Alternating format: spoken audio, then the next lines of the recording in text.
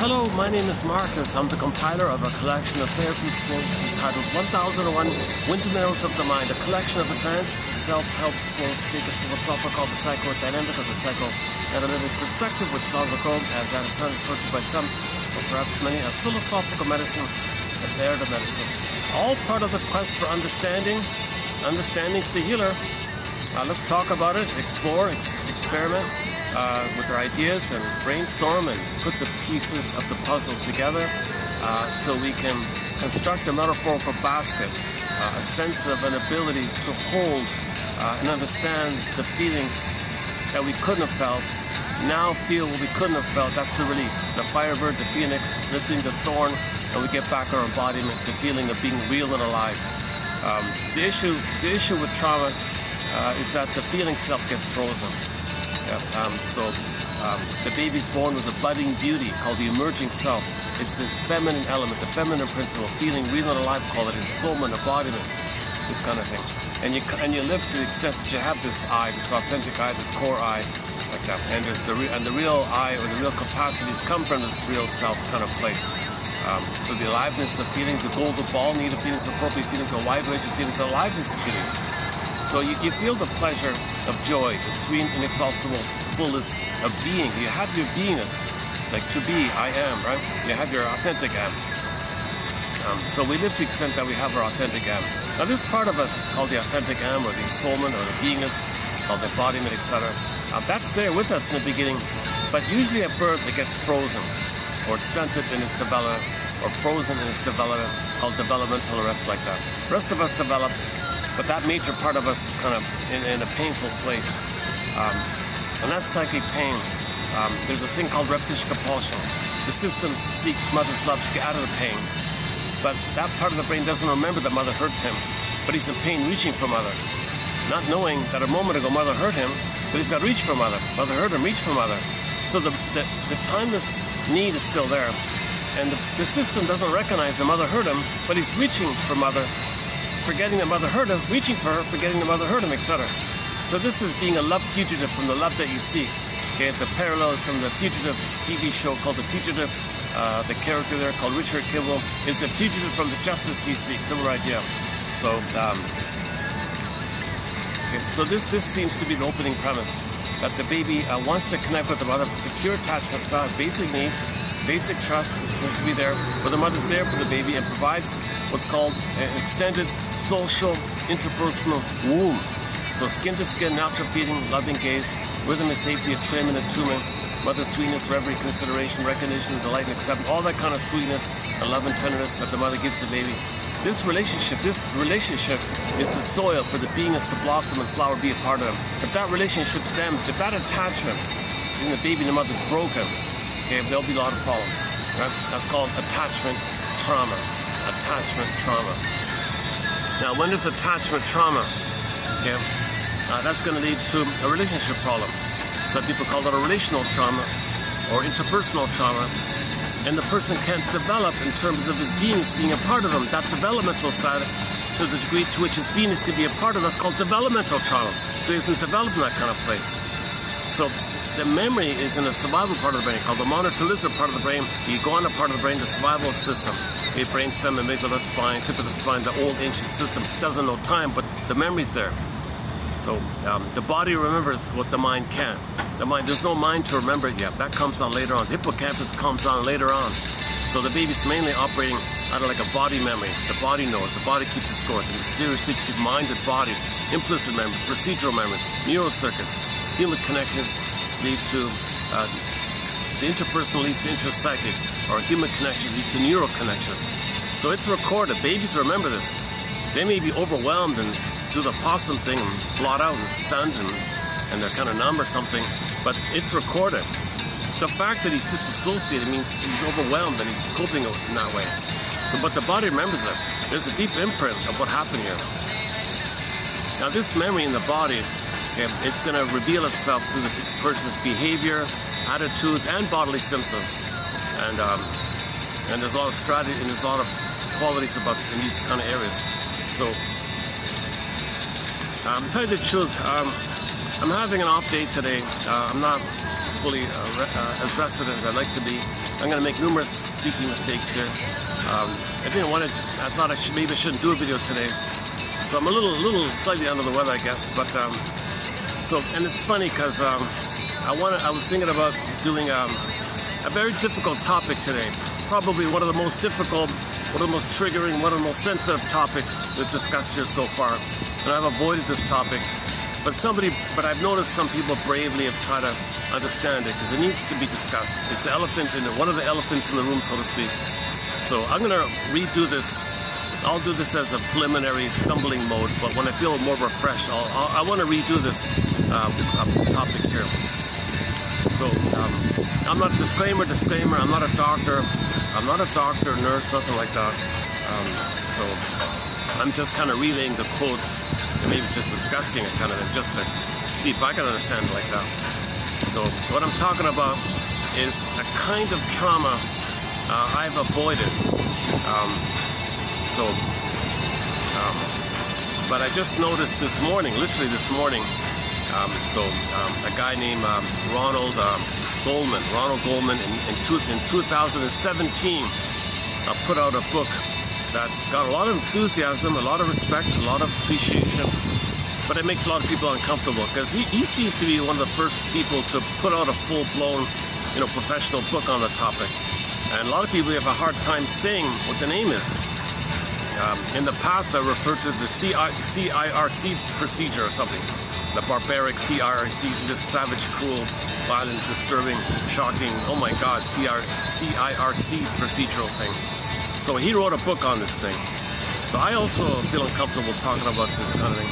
But anyway, since this is out there, he's on YouTube, he's got a lot of views, and other people have talked about it. So it's slowly gaining traction. It's a slow process.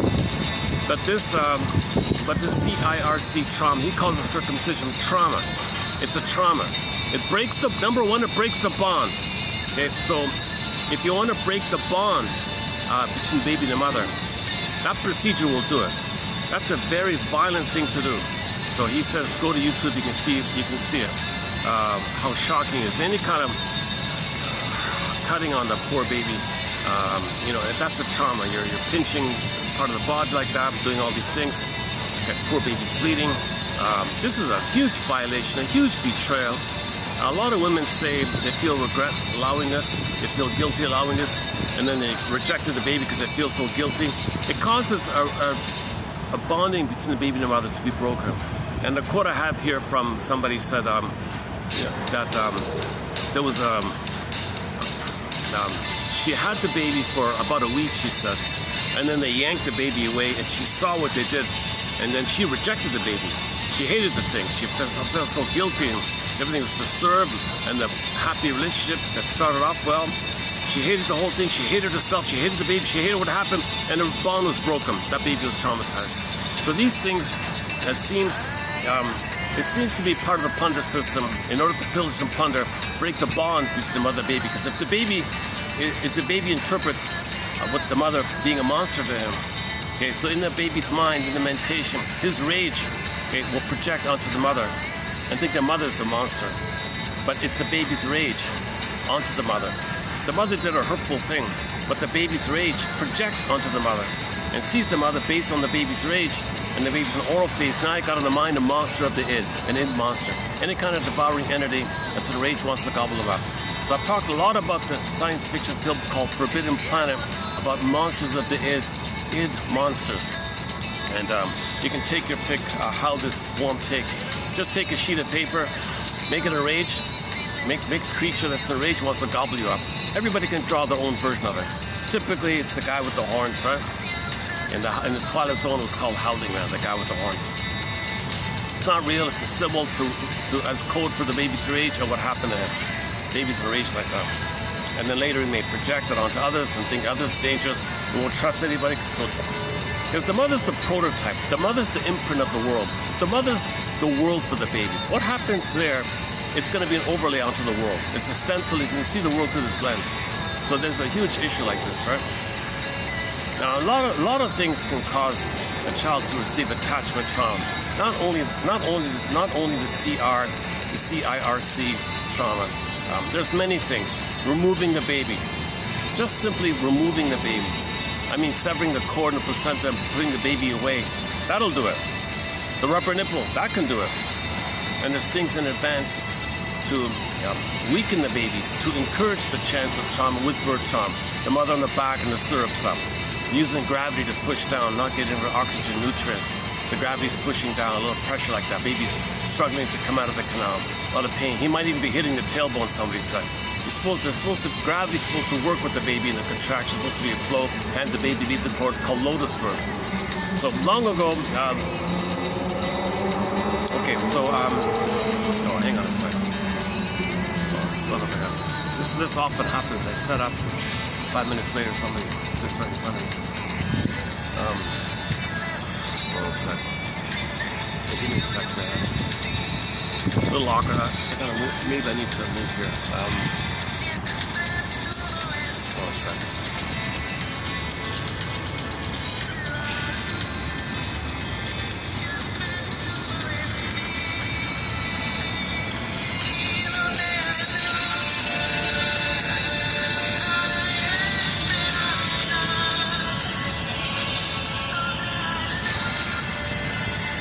Let me see if I can adapt to this little awkward scene to my side there. It's I'm in a public park. It's bound to happen. Right? It happens often. Sometimes I got lucky. I thought today would be one of those lucky days. It's a Monday afternoon kind of thing. Okay, let's see. Jesus Christ. Okay, hold on. This is my only shady spot. Hold on a second.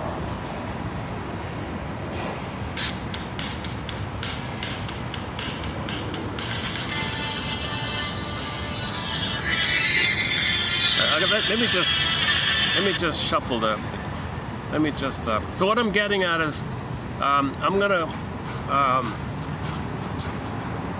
so what I'm referring to is I just discovered this morning this book, a book by Ronald what's his name, Goldman, right? Is that it? Goldman. Okay. So he calls it circumcision trauma, the hidden trauma. So he identifies it as a specific kind of trauma, an overwhelming physiological trauma that breaks the bond between the baby and the mother.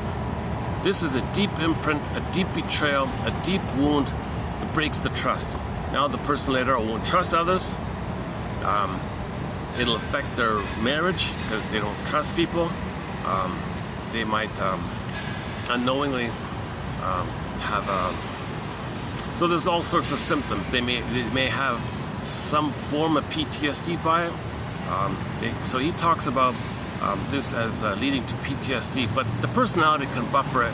The personality is able to, but in intimacy area, the person said they're numb to the intimacy.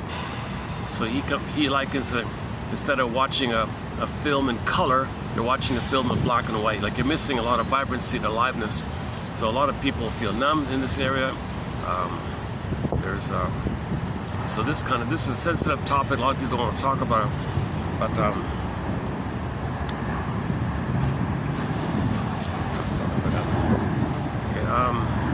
okay. Let me hold on a second. I have a new song I want to try out. Hang on a second. I want to try out a new song here. I just found it also. It was on one of those feed things. Where is it? Where are you? hang on. I got to rearrange my chair. I got some, I don't know, an attention, a distracting thing on my side here. Let me try this from Sudan. So I'm trying to, on our soundtrack, I'm trying to get songs from all around the world, all genres, opera, classic rock, okay, you name it. I want to get songs from all over the place. So we've got, Farron, the folk singer, Farron, Fanny, the first all-female rock band, and so on down the line. So here's one from Sudan. I just found this one here. He's a popular musician in Sudan. I want to get more songs from Africa. So we have, recently we played from Gambia, Sona Jabarte. So here's a guy named, I'm not sure how you pronounce his name, Anyways, the song is called The Pearl Necklace. So let's try out this song here, The Pearl Necklace by Syed. And then the last name seems to be Khalifa. Well, that's okay, right? Khalifa. I'm not sure how you pronounce the first name, but the last name seems to be Khalifa. K-H, and then A-L-I-F-A, Khalifa. A song called The Pearl Necklace. Now let's play this while I rearrange my chair here, so I'm not going to be constantly distracted by this thing here. Unless I can find some other. Yeah, okay, let's play the song here. Okay, here we go. The Pearl Necklace from Sudan. 1960, a classic old song, 1960 something.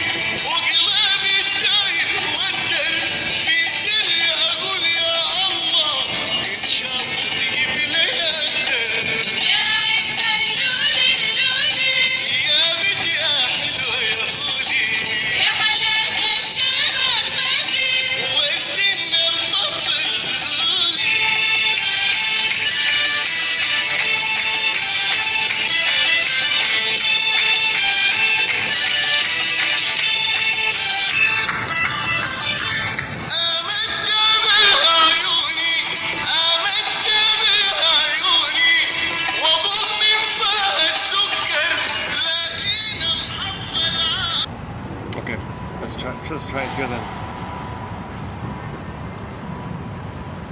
So this kind of ties in with our topic on the plunder system. So we have a thing called trying to understand the psychological trauma that leads to the sociological. The sociological seems to be a reflection of the psychological, and the psychological perpetuates the sociological, but the sociological creates the psychological, that's creating the sociological, that's creating the psychological. Now you have this negative loop like that. So the end result is we're plundering the planet for a quick buck. Okay, play the song by Rick Emmett. We're destroying the planet as fast as we can because in trauma the stress is too high, but dopamine kicks in to search for mother. So you look for symbols of mother to give you some positive chemistry above the pain, but you got to keep doing it just to keep away from the pain. So you search for symbols of mother, material, money, like that, but the pain is always there, but you got to blip up happy chemicals, the good old days, and materialism to get good feelings for the moment. So we're always devouring like this because we're in constant pain. The constant pain is when there's trauma. The set points in the brain of serotonin and oxytocin are too low. Love and trust, love, pleasure, trust, all the good feelings are too low because the baby's in survival mode.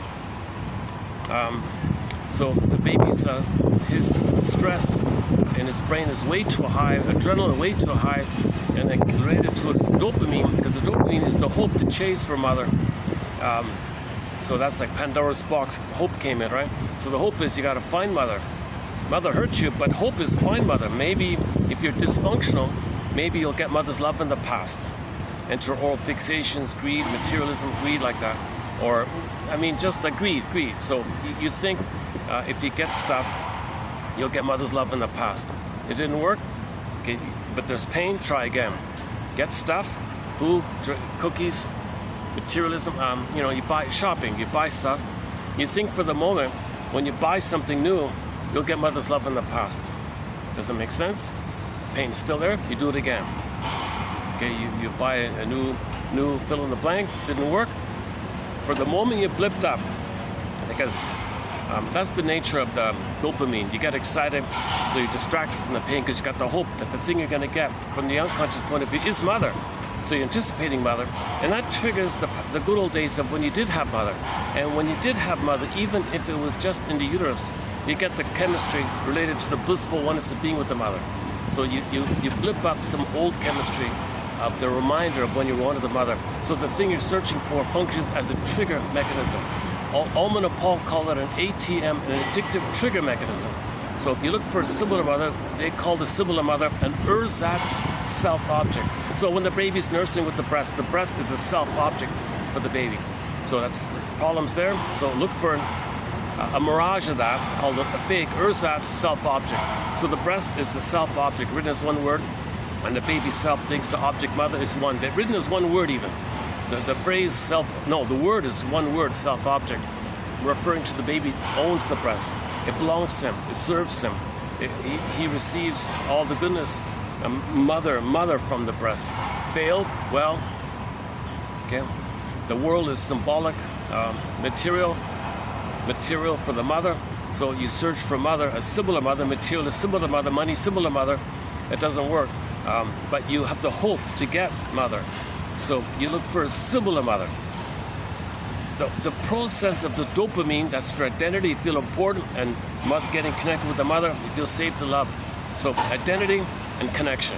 Identity and connection. The dopamine's your identity, you feel important. You're active, you're going to do it, you feel important, you're going to make it happen, not be a passive victim. You're going to be active, so you feel alive like that, all excited. That's why it's called dopamine. Dopamine for the chase, dopamania, anticipation, all that. And the dopamine means you expect that when you get the similar mother, from the monotrellis's point of view, from the survival brain's point of view, you're looking for mother. But you don't know that your survival brain, thinks the cookie is that it thinks it's mother. You're looking for the cookie with an excuse. It's on sale, delicious, I'm hungry, deserve a treat, what's the big deal? Make some kind of cover called rationalization, some benign statement to yourself. What's the problem? No big deal. But from the point of view of what's pushing it, the survival brain, that's mother. That's why you're excited. That's why you're going. It's pushing it. Go for it, right? So you look for the similar mother. Consciously think it's just a cookie, but unconsciously it's mother. Oh. So you're excited, and you brought up the memories of the good old days. Okay, this blissful euphoria that you felt with the mother, this oceanic feeling, blissful oneness, participation mystique, union mystica, the Garden of Eden, Shambhala, Shangri-La, all those paradisical kind of feelings. Okay, baby feels important, one with the mother, fused with the breast, fused with the universe, one with the universe. In the beginning, the baby thinks he's the whole universe. Maybe later on, he thinks the universe chose him and he's special with the universe. He's a baby, and the breast just serves him, just one with everything around him. And that's the way it is for the baby. Baby and the mother. Baby's special, grandiose, mother's omnipotent, a grand thing. So he might be like that. So if there's trauma in that kind of area, you see, so they have to feel important. That's why dopamine kicks in. You're in pain, dopamine means chase. So chase for that breast, symbolic breast. So symbolic breast is usually material and usually it's money, usually it's food, usually it's drink. Your attitudes often reflect it. The girl dating the guy said, if the man I'm dating doesn't give me everything, doesn't promise me the world, it gives me nothing. I want everything or nothing. These kind of cynicism gratifies the feeling of being important. Your humor is put down humor to feel important because you identified with the aggressor. So your humor is dark humor, your play is dark play. I mean, it's a hurtful play like that. it has a jungle mentality attitude. So anyways, in terms of the dopamine part, dopamine is the hope, right? To get mother. But what's happening here is the original imprint, the circling imprint is baby reached for mother, it fell.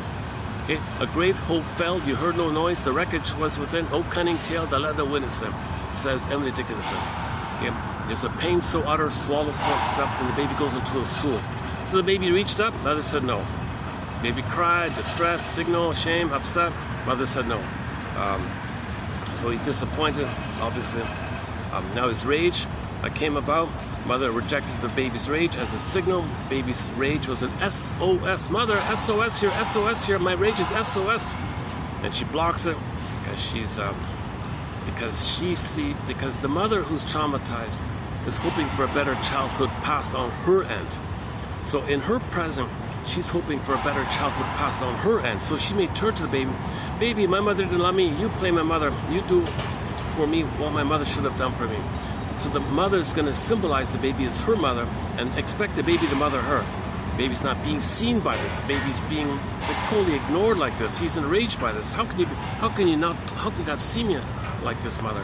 How can you think I could be your mother like that? So baby's enraged. It rebounds in. Okay. So first of all, when the baby, his needs are not met, okay, that budding beauty, okay, he's got to suspend it. So the budding beauty symbolizes princess flies away. Rapunzel in the tower, Snow White in a coma. Okay, the princess morphs into a bird and flies away. Earth opens up, this cord, the princess cord gets pulled down. Okay, echo turns to a stone. So the symbol means your feeling of being real and alive, your beingness, your embodiment, your emerging self, your budding beauty with all the capacities, okay, your quality of beingness, your core identity, it's all suspended or frozen. So the imagery means it's not available to you. And the chasm one's pretty clear because Miss Cord gets pulled down, you got a chasm. So the earth, she can't stand there because the chasm, she fell down. Now the mercy is the brain sends you. Endorphin's called the swoon. Back to Miss Dickinson, the swoon. A related image for this, the pin goes on the collar. Another way to talk about the swoon is the pin goes on the collar in the fairy tale. Under the collar, the emotional body goes flat. In ancient Greece, that was called athymolexia. Nowadays, people call it alexithymia. So you feel kind of numb like that. So the pin in the collar is pretty clear. And that's the trauma. We're not feeling real and alive. We don't have our beingness. We don't have our embodiment. Kristen Wilson says if you're not in your body, you're not making sense, literally. And it's disembodied discourse that causes all these problems. Okay, Windmills' line is the wounded feminine leads to the distorted masculine. Masculine is doing. Your doing comes from the feeling. The feeling's not there. What are you doing? Well, what are you doing? It's a scramble, panic, to cry for love, to search for mother. But how do you find mother? You're out of the nursery. You look for a symbol. Okay, you're just repeating the original dynamic. Baby reached, it got rejected. A great hope fell, right? Basically. So a great hope. You dopamine, a hope, dopamine, relentless hope, unreal hope. It fell. It's gonna fall. But the process of in the chase. Okay, I don't like that song, but it's a catchy lyric. The chase is better than the catch, right? The chase, the catch, it's just for a moment. So that's why, and if you get something, you can't enjoy it. It's not gonna last. You don't have the serotonin for it, right? And the oxytocin. If it's a person you can't love because the oxytocin is too low. So back to this CIRC trauma. He said his research said that the connection is going to be more difficult because in trauma, the stress is too high and the oxytocin is too low. So in the relationships, there'll be a hard time to connect. There'll be lack of pleasure in the relationship. There'll be mistrust. The person might get angry and controlling and demanding and all that anger like that. There's two versions. There's the over hyper aggressive one called the sympathetic, revved up to sympathetic. And there's the shutdown, detached one, too much parasympathetic or something. He didn't mention too much about the shutdown one, but most people are familiar with the overt bullying kind of thing, right? Aggressive, demanding, entitled kind of thing. So that's one. So that, I'm going to let the man say it himself. I'm not going to try to paraphrase him. He's articulate. He's a professor and all that. So I'll play the clip. He's on YouTube. I'll play the clip. Why is there a bug here? What's going on here? Why is there a bug here? Hold on a second. Oh, there's a whole bunch of. There's a whole bunch of flies here for some reason. Maybe somebody had their lunch here or something. Maybe.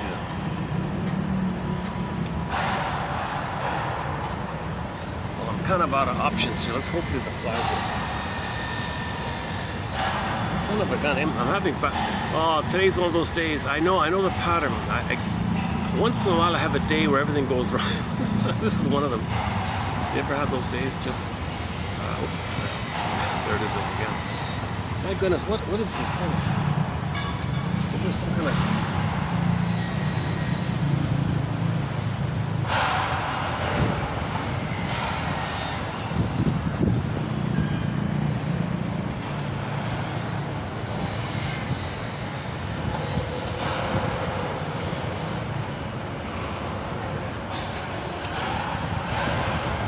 What about up here? What about here? So you got people sleeping here. I don't want to bother these people.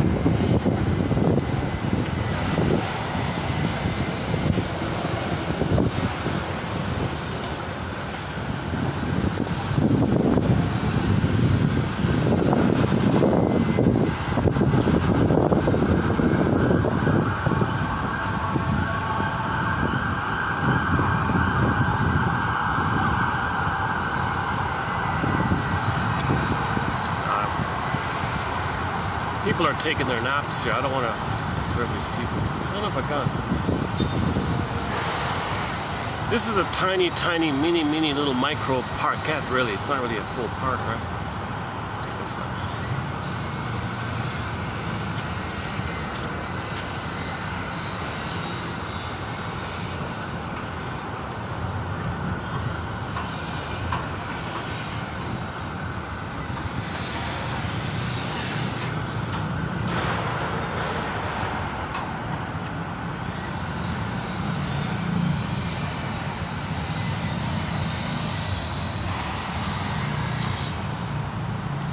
Yeah, it's a little awkward. There's a guy there taking photos. Goodness.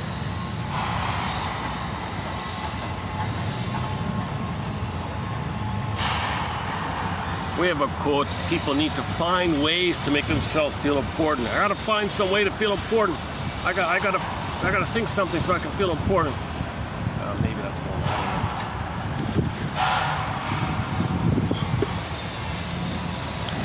They seem to be. I don't know. It's hard to tell, right? In a public park, you don't know if people are focused on you or not, or just. Yeah, there's not much. There's no real need to set up a camera like that. It's not that much to see there.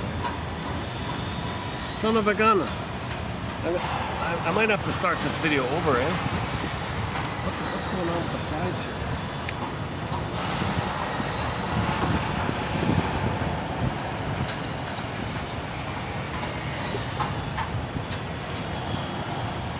I've never had this problem before.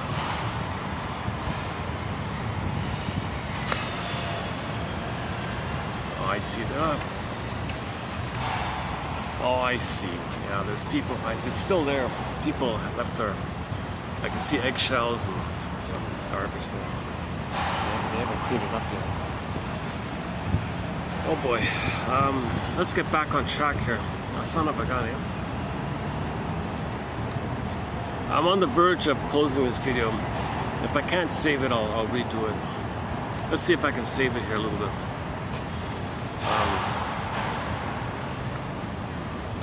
Okay, so let's start off with the set points. So trauma, whoa, set points in the brain, stress. Okay, so that means frozen fear, frozen anger. So you're revved up too much. It's reflected in your physiology. It might be in the body, either revved up or shut down. Sympathetic, parasympathetic. I'm not a doctor, don't know the details. But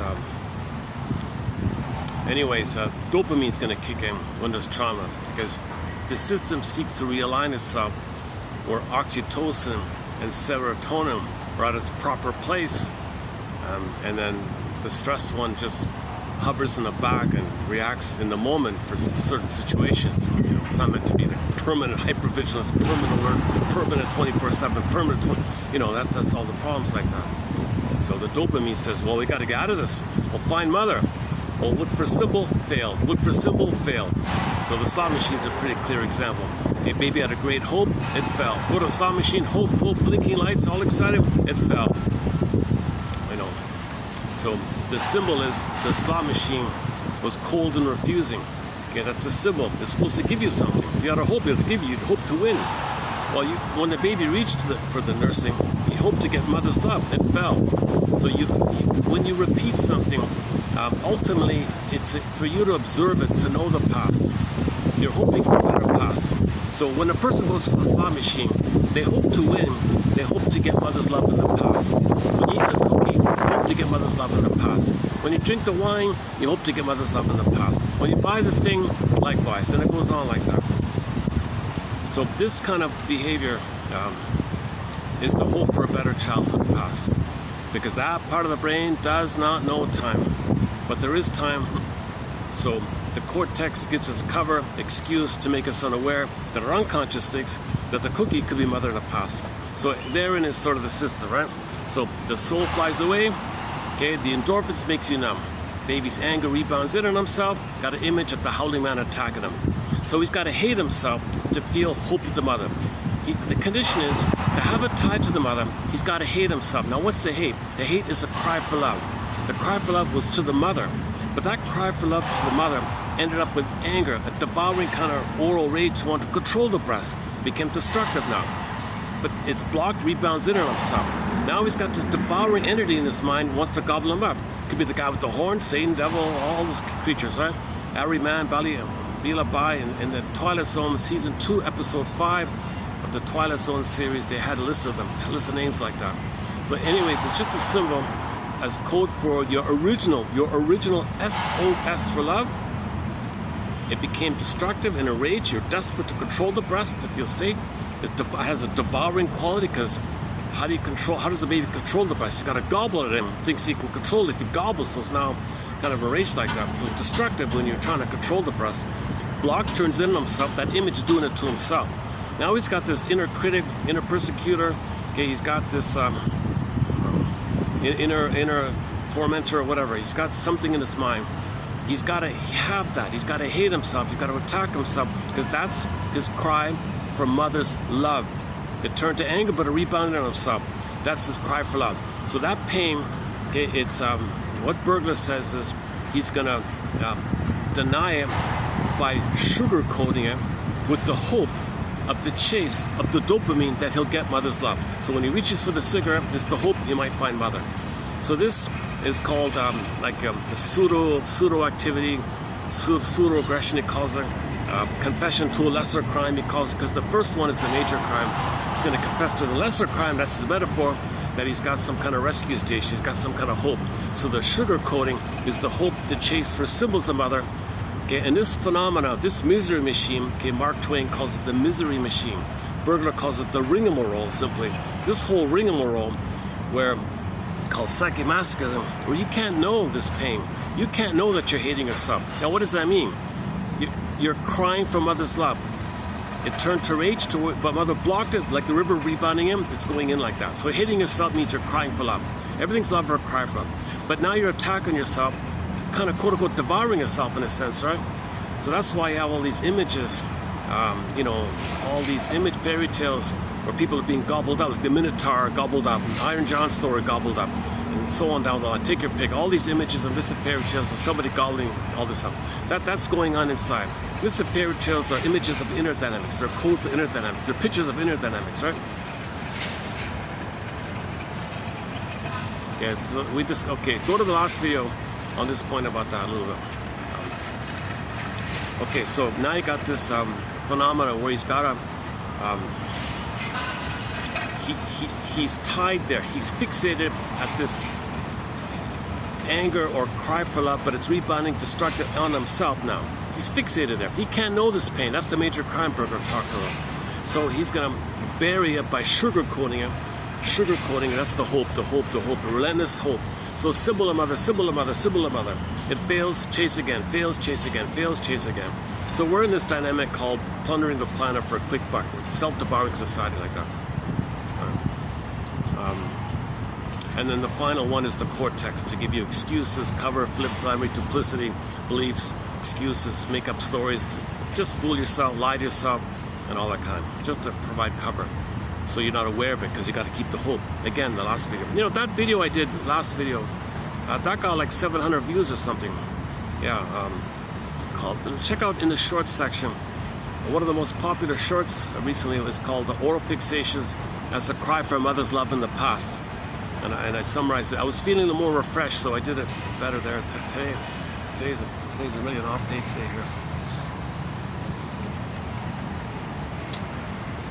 It seems I'm being watched. You know, that this guy appeared now. This guy's taking photos beside me.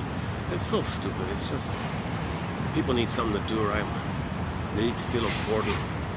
So it seems like. I just heard about one guy, this Mr. Mullins guy, spent his whole life being, oops, oh, hold a second, hold a second.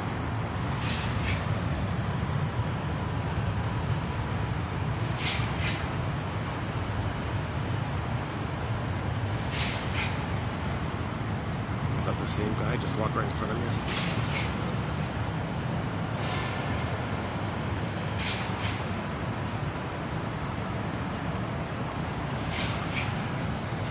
Goodness, all over the place, whole bunch of these guys, nothing to do. Looking around, I gotta find something to do here.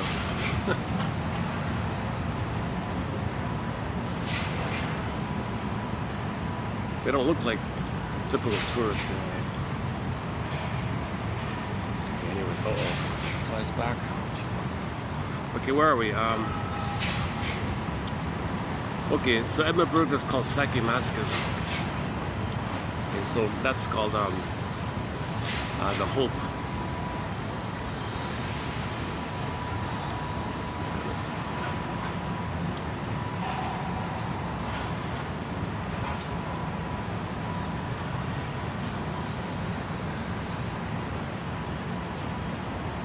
Yeah, this Mullins guy, I just discovered him. He said he spent his whole life being harassed. They put him in poverty, and luckily he had some connections and all this.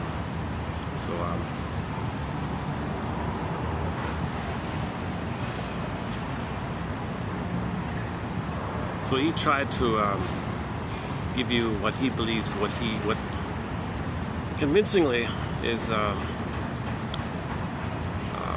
don't know what to call it. So he has books about history that's not being told, like the history of the plunder system. Like he describes more specifically the details of the plunder system, right? So I don't go into that kind of thing.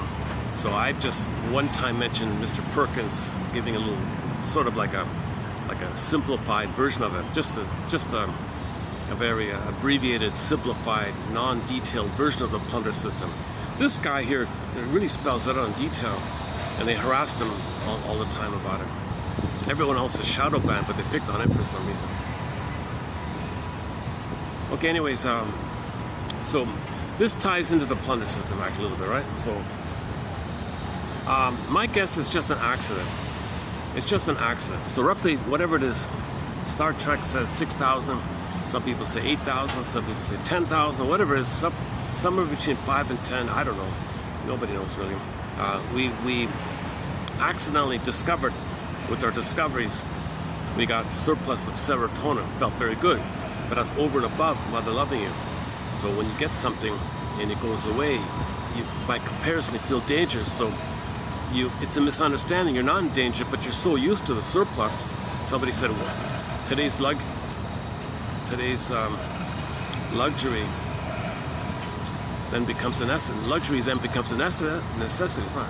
Something about the brain habituating, getting used to this, something like that. So the brain adjusts to this.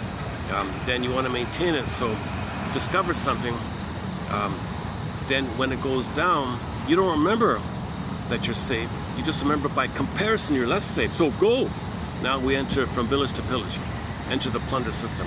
So we started to plunder, something around 10,000 years ago. So in order to plunder, you need to traumatize the babies. So it seems to be, so from tolerant personality, village, and all that, with prejudice and pillage. So the prejudice seems to be, the starting point is suffer the children, traumatize the children, remove them from the mother. Once the baby's removed from the mother, betrayed, okay, he thinks mother plundered him. Identifies the aggressor, that's how the baby copes, identifies the aggressor, and then he's going to repeat onto the planet what happened to him. So the planet will be him, he'll plunder the planet because the mother plundered him.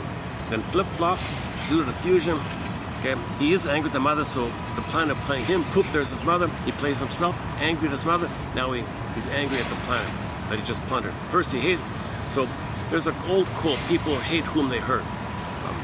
So he due to the fusion, things flip around. To have a mother, he's got to plunder the planet to make him unaware the mother. What is it? Oh my God, I've never had this kind of ongoing dilemma with the flies. What the hell? What is it? I don't see any food here. These people still there? Oh, Jesus. Should I just give up today?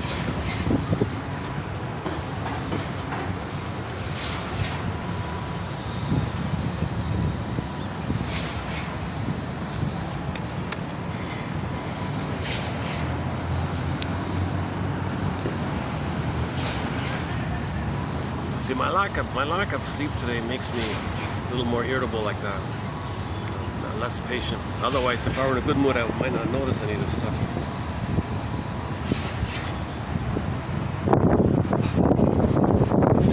Sometimes I'm so refreshed and energized, I don't even know, I'm oblivious to anybody watching me or maybe taking photos, or I don't know, checking me out, or maybe potential petty thieves, I don't know. But if I'm sleep deprived, I'm a little hyper alert or something, right?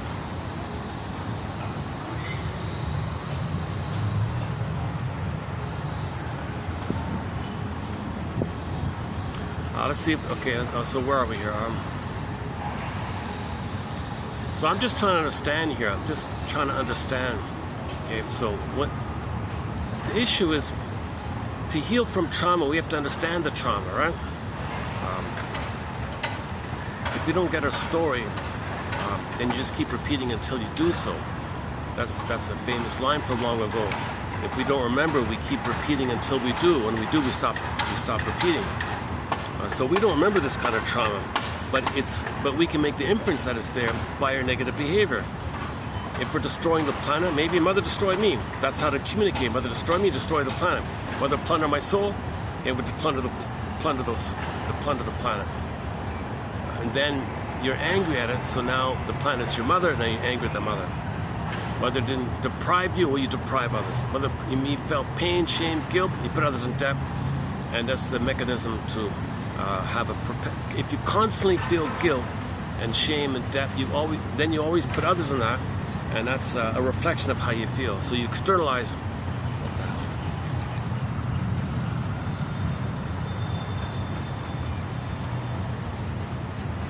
Maybe I'm a little hot because maybe I'm too hot, that's what it is. Okay, I think what's happening, people are eating around, there's a lot of like leftover kind of foods around here. They clean up here. Usually they're pretty good, usually pretty clean around here. My bag is closed, right? I've got no food in my bag. Yeah, so that's not it.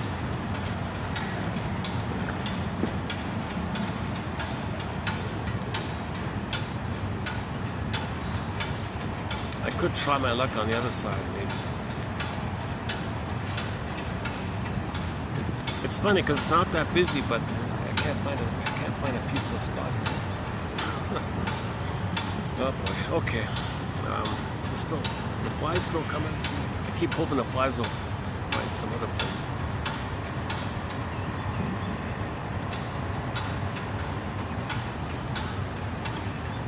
Let's just take a little comedy break here. I found a little comedic. I found a comedic moment here. Film. I just saw a film.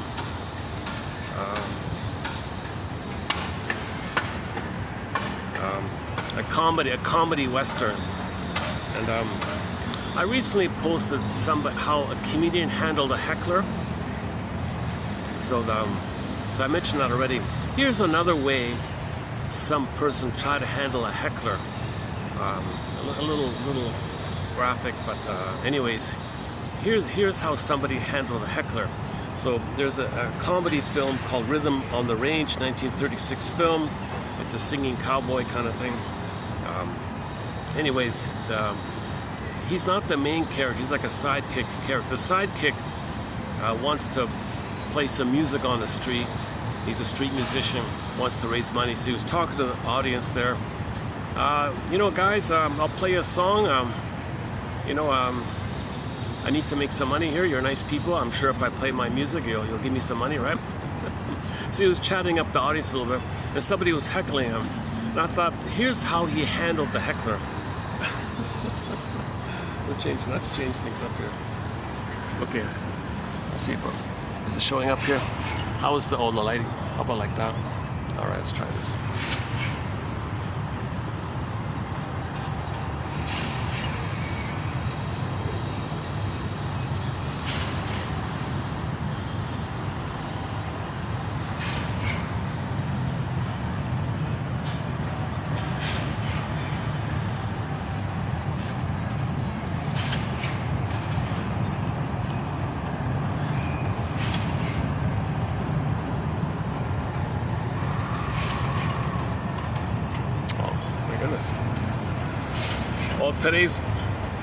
Well, I see the signal is not too strong.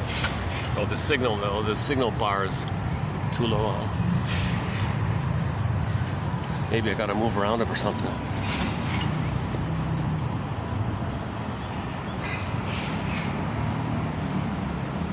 That was working last time.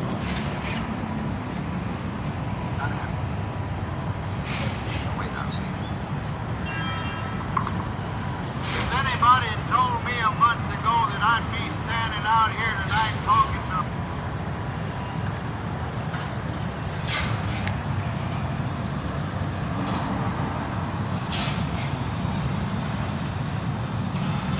So he's trying to be a street musician to raise money for himself, and somebody's gonna heckle him, and here's how he handles the heckler.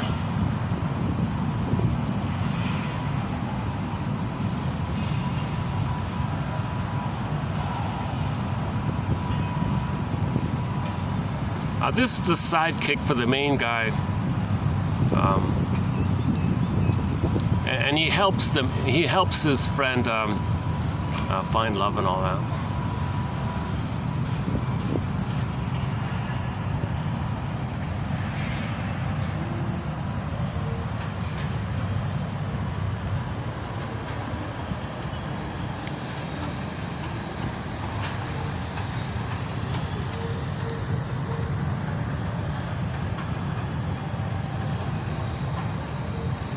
Kidding. a bunch of people on the busy street of New York City. I told them they'd trade. I understand that you people here in New York City see shirts there everything. And I imagine you'd be willing to pay a little something to see something you never saw before. But tonight you're going to see two things you never saw in your life. First, you never saw a bazooka. And next, you never saw a man that needed $28 as bad as I do. Hey, where's your horse? That wasn't me that said that then, folks. That's somebody back over in here. I don't want you people to think I'm a ventriloquist. Back in the mountains where I come from, I always wanted to better myself. I wanted the better things in life. I wanted to improve myself. I remember when I was 19 years old, I had a heart-to-heart talk with Papa. I said, Papa, I'm 19 years old now. I'm getting to be a man, and I think it's about time I start to wear shoes. Where's your horse? You know, folks, when I was a little boy back home, I had to take care of a stubborn mule. And I used to get so mad at him, but one morning this mule was more stubborn than usual, and I just lost my temper, and I picked up an axe and knocked his brains out. He died. You know, my old grandma always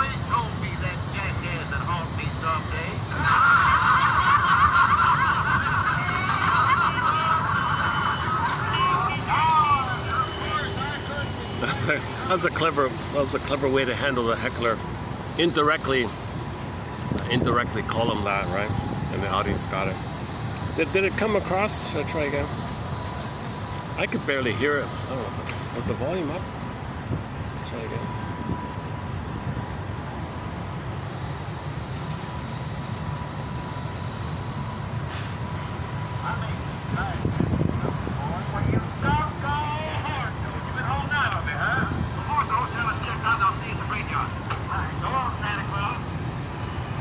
Yeah, so his friend helped him to buy cuddles. Oh, that's supposed to be Rockefeller or something like that. Some kind of... So the cowboy falls in love with this man's daughter. Anybody told me a month ago that I'd be standing out here tonight talking to a bunch of people on the busy street of New York City, I'd have told them they was crazy. I understand that you people here in New York City see pretty near everything. But I imagine you'd be willing to pay a little something to see something you never saw before.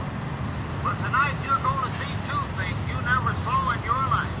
First, you never saw a bazooka. And next, you never saw a man that needed $28 to pay his ID. Hey, where's your horse? That wasn't me that said that, then, folks. That's somebody back over in here. I don't want you people to think I'm a ventriloquist. Back in the mountain where I come from, I always wanted to better myself.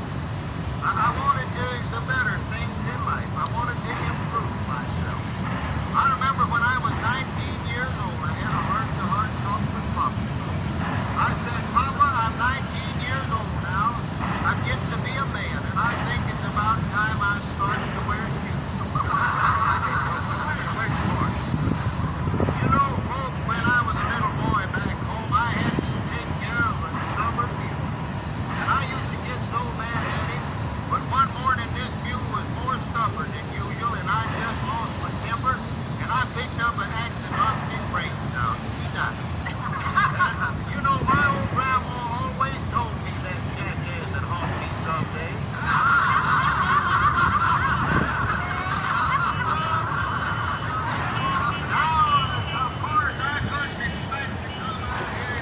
So first he was polite. He indirectly called him a dummy, like the ventriloquist.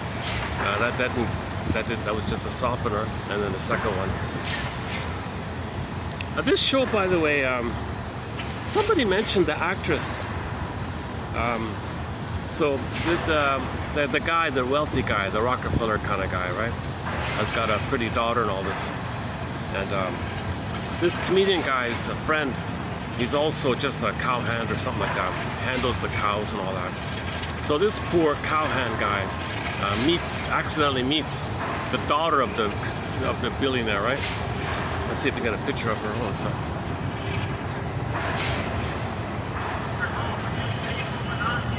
You know, this is a lot of witty one-liners, a lot of play on words kind of thing. Okay.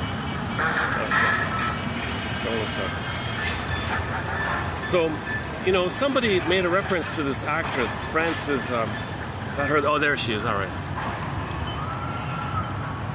Now, this actress here, interesting story about a sad story about her.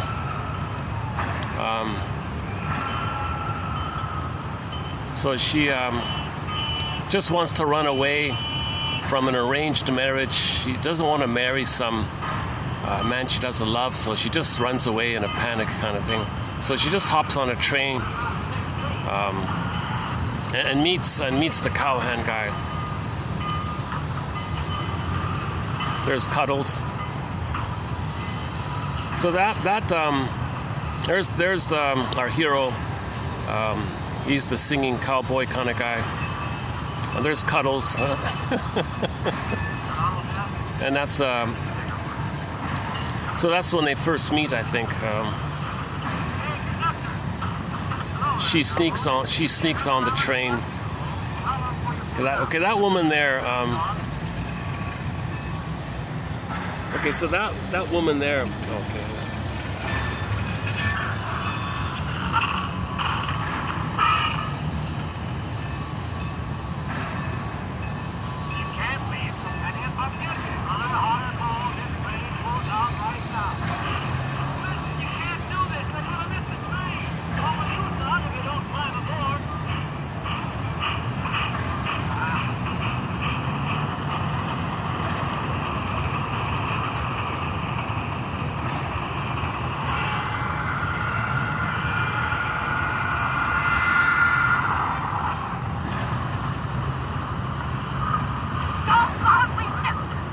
That's the aunt. That's her aunt. When you see one train, you've seen them all. We missed it. Oh, you seen one train, seen them all. A lot of play on words. This show. Okay, here's where they first meet. So she seeks on the train, sleeping in the boxcar, and there's our singing.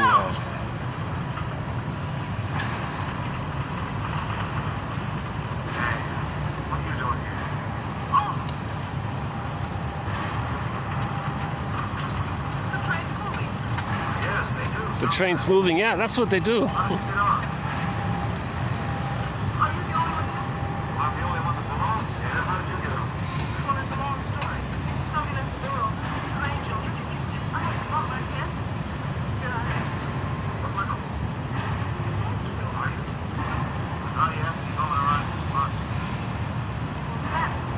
Okay, so they're okay. Let's put it.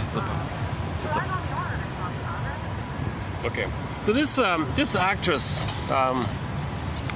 somebody was talking about her. So she played a lot of like daughters of billionaires and the wife of a billionaire. So she was kind of being groomed in that kind of world. She's not from that world, but she was being pulled in or something. So they said to her, all right, well, we regard you as one of us. We want you to be, one of these undercover spy type of ladies. Yeah, I don't want to do that. Come on, no, I don't want to do that. They said, oh, well, you know us. You know too much. You can't. Oh, play the song Hotel California. You can't leave. No, I don't want. I just want to sing. I want to play. I want to be on Broadway and maybe try out singing and maybe do some films and leave me alone. I don't want to do this. Undercover, coverts, criminal things like that. Oh, really? So they orchestrated. So they just pick up the phone and they threw in the mental bin. They just said she's nuts, right? They just made it up, right? And they threw in the mental place. And then there's all these horror stories about punishing her and what they did to her and all that. And she got a lobotomy. Someone said she got a lobotomy and all these kind of things. So everyone is horrified at what they did to her. And she was supposed to be like almost on par with Marilyn Monroe at that time in the 30s. She was a big name back then, Frances Farmer, right? So a lot of controversy and discussion. What really happened? Mystery like this. She seems very intelligent. She's smart. Kind of, so it doesn't make sense. Now, funny thing is, after they released her, you can see she was instructed to say, oh, no, it's my fault. I had a nervous breakdown. Something wrong with me. So to convince the people she wasn't hurt or something. So and then she passed away shortly after that, right? So I don't know. It's a sad story. One of the saddest stories like that.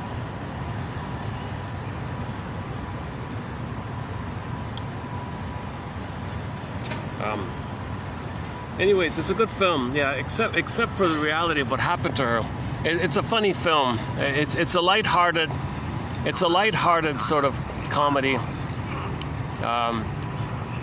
It's not as entertaining as Some Like It Hot, or it might be a little bit like the one about bringing up baby, right? With the tiger. It's maybe a little bit like that. It's quite a coincidence. Just the same, you're getting off the next stop. And these two have a lot of ambivalence towards each other, a real fear. They're attracted to each other, but they say they hate each other, but they love each other, but they hate each other. There's this constant tension about, are they going to get together? He's afraid, she's afraid, he's afraid, she's afraid. They fight all the time. Finally, Cuddles, the pet bull, pushes them together. You don't have to know what our next stop is, do you? Whatever it is, don't get lost. Well, you already said. So they have these little adventures. They get lost and all this stuff. So the whole film's about their little adventures, being lost like that. But they fall in love at the end. But even at the very end, they were still afraid. And then, you want to see the ending. It's a silly ending. That his pet cow or bull or whatever kind of nudged him to silly little thing. But the surprising star. You know the star of the show is at the final wedding or something, the wedding party or something for the musician guy. He met a girl. That girl, she sort of stole the show. The one who kind of stole, like they're the main stars, right? They're the main stars, those two.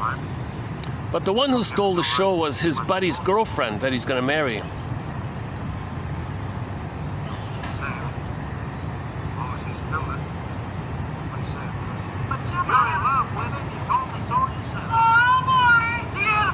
Oh, that one there, yeah.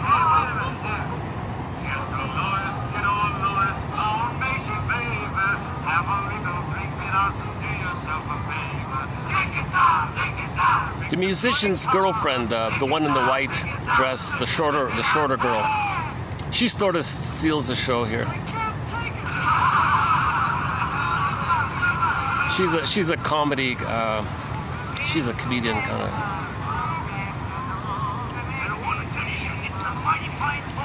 Okay, and those three stooges want to kidnap her to get ransom money and all this stuff.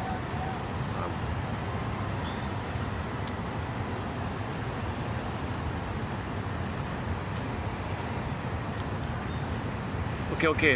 There's no real. Okay, I don't have much to say about this. So let's go back to the plunder system in a minute. So if we discovered all this surplus food with farming and agriculture, whoa, all this bonus, serotonin safe. But that's over and above the circuitry of mother loving you, and you got the surplus. I think that's the confusion. And then when the surplus dissipated, your brain was accustomed to the higher level. Now you got to plunder to maintain it. Now we're in this desire to keep that quote-unquote homeostasis of the chemistry in the brain. Now here's the disturbance. In order to manically plunder, we traumatize the baby, create flying monkeys to be aggressive to plunder. So the 20% can receive the benefits to feel better, but they create 80% of the people to be flying monkeys. So how do you create flying monkeys to do the work of the plundering? So they remove the baby. When you remove the baby, he's traumatized. He thinks mother's a monster, identifies with her. He thinks it's jungle, survival. All you got to do is say to them, okay, fear of the unknown. Oh, look, unknown. See, they look different. Just say they're different. They have a desire to blow off steam and repeat what happened, and with the hope to get mother's love in the past. So they're going to do to others what the mother did to them, with the hope of getting mother's love in the past. And their anger at the mother is a cry for love, hoping to get mother's love in the past. So the flying monkeys, their behavior is a cry. It's a double cry for love. They're going to shame others the way they were shamed, as if to cry for love. Look, mother, look what you did to me. I'm imitating you. So that's my cry for love, to show you what you did to me, and I'm angry at you. Okay, and then part B is they express anger on others. Mother, see, I'm angry at you. I'm displeased on others. Can't you see? So they're hoping for a better past. So all these babies are traumatized, and you got whatever it is, 80% of the people plundering the planet for the 20% who are behind the scenes like that. So that seems to be how to plunder the planet for a quick buck. Okay, and then when there's that's stage one, right? Remove the baby. They call it stuff for the children. Stage two seems to be, I don't know, 1700 or something, when they wanted to plunder, when they wanted to accelerate the plundering. They put the mother on the back and the legs up with the gravity, pressing the gravity. Now, I don't know when it began or something like that, but many indigenous people would initiate the transition from boy to man when he's a teenager. So when he's 13 or something, okay, the elders take the man to the woods, and they inflict a little ritual, harmful thing, but it doesn't traumatize it. It just it's a symbolic kind of gesture. Look, okay, now you're going to leave the world of mother, now you're going to join the world of men, so they do the ritual. So they might do the CIRC thing at that time. It's hurtful, it's painful, yes, but it's not like he's going to be perverted or disturbed or something like that. He's just going to have like an initiation process. So many indigenous groups would use this as an initiation thing to bond with the men. You gotta leave the mother, bond with us. We'll hurt you and you bond with us. Maybe something like that to make sure they leave the mother and bond with the men. And women go along with it. They pretend, oh no, I don't. So this is supposed to be done. So some groups did this initiation thing at the age of 13. Now I don't know where somebody got this idea, but it seems to be at some point the way to plunder, like really plunder, is to get him right at birth. Because if you traumatize the baby right at birth, okay, you accelerate his cognitive ability to compensate. So he'll think way more in the head. Okay, so he'll have a more advanced cognitive ability. So it's like a compensation theory. If you're hurt in one area, you compensate in the other area. So you want to make people super clever by hurting them early. So he gave the example of Franz Kafka. His father was a psychopath, violently beat him, sadistically abused him, tortured him.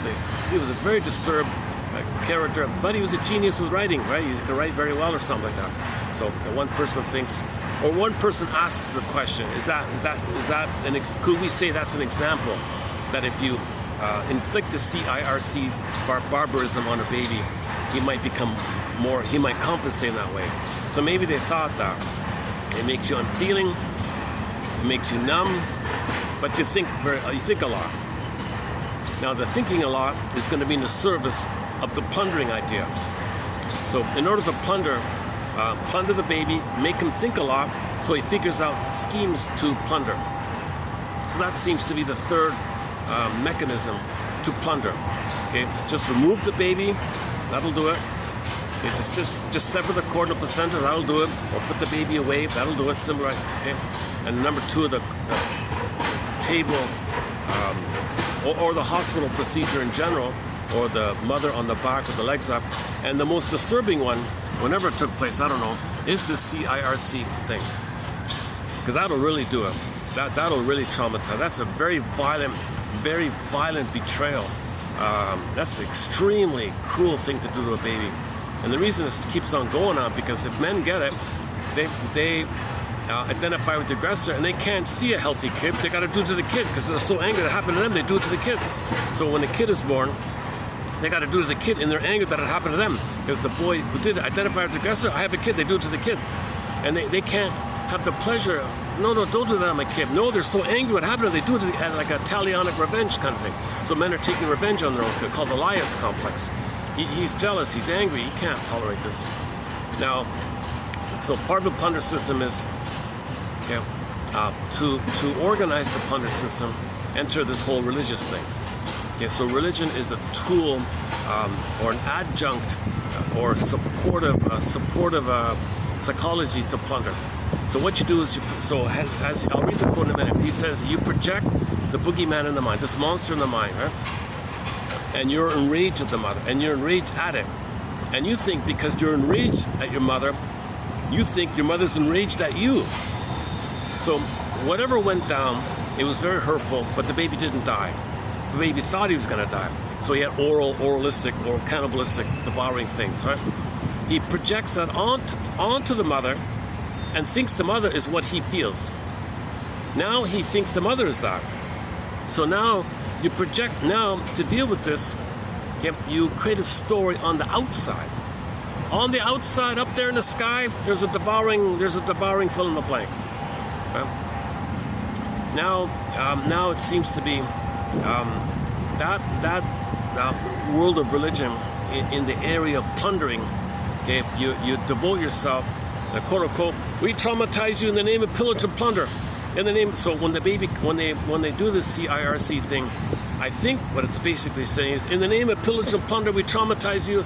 So you'll see your rage image onto your mother and project that image of your mother onto the thing.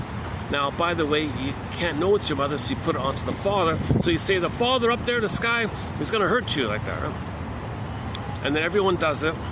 And now everyone who does that on the plunder side is organized around this. That means to maintain the in-group and feeling of connected and safe in the in-group, you got to do this to perpetuate this thing. So in the name of pillage and plunder, we hurt you. So you'll think Father in the sky wants to hurt. It's really Mother in the sky, but the tendency is you can't know it's the mother, so you always put it onto the father. You transfer it onto the father, and then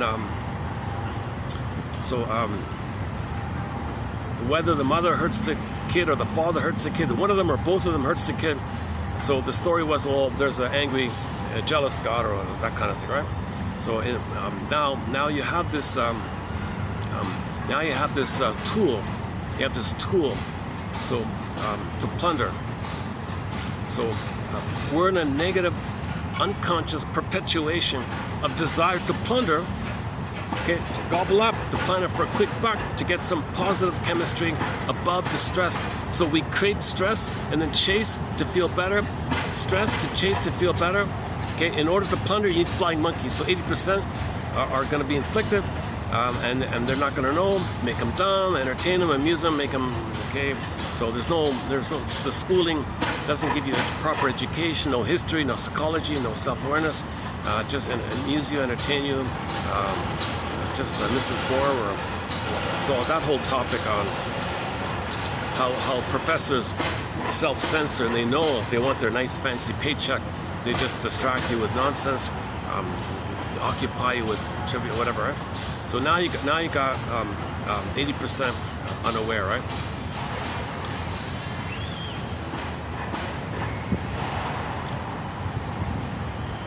So this is just this is. Because I'm too tired today, I can't say this smoothly. This is what I'm trying to get is the psychology of the plunder system, right? As above, so below. So we're in this negative loop. We're in this unconscious. It's called repetition compulsion. When we accidentally traumatize ourselves, we unknowingly, maybe innocently, unknowingly, confusingly traumatize ourselves. Now, when there's trauma, you repeat, and it's perpetuated. And it just keeps on going like this. It's been going on for 5,000 years, right? So it seems to be that when the baby is enraged at the mother, he thinks the mother's enraged at him. You can't know it's the mother because you are the mother, so put it onto the father. Now you say, oh, there's a father in the sky who's so angry at you. Now, so when the baby comes out, in the name of pillage and plunder, okay, put him on a board. And he describes the violence and the horror of what happens to the baby, and somebody said, oh, they're not upset because they're in shock. They're just overwhelmed in dissociative shock. They're just overwhelmed. Well, they're not crying. Well, some do cry. Most of them just passive like that. So they think it doesn't hurt them. They don't remember. Yes, they remember. Look at the physiology. The cortisol in their system is through the roof. And their personalities can be very negative. They won't trust. They don't love. They don't trust. Filled with hate and hostility, and they're aggressive to survive and perpetuate this. So they're demanding and very aggressive like that. And so the plunder system. So that's the plunder system, right? This is how religion is a tool of the plunder system. So psychology leads to religion, and the psychology is that baby was plundered, so you plunder the planet. Religion is the intermediary. Facilitating, organizing of the plundering. So religion organizes the plundering, right? Religion is the psychology of plunder. Like, how do we plunder it? So as long as you say, up in the sky, someone's going to punish you. Yeah, the guy with the finger or whatever, he's going to punish you. Watch out, you better watch out. You hear all the time, you better watch out, Santa Claus is coming, you better be good. This kind of thing. Yeah, even that song, I just heard it on the way in. All these Christmas songs are playing in the background. You better watch out, right? Oh, what happened here? Cuddles. He was sort of, Cuddles was sort of the star of the show, right? Cuddles, the name of the bull.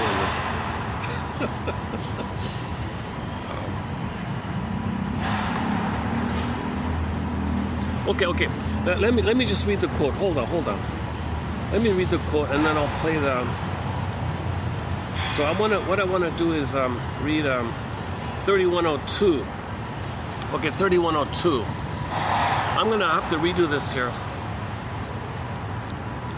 So this came to my attention because he was talking about Mr. Freud there, and I thought he was being overly critical of Mr. Freud. But he says, no, Freud's a bad guy. What are you talking about? Freud gave us self-awareness, know thyself. No, that's not true. So this ongoing debate about Mr. Freud here.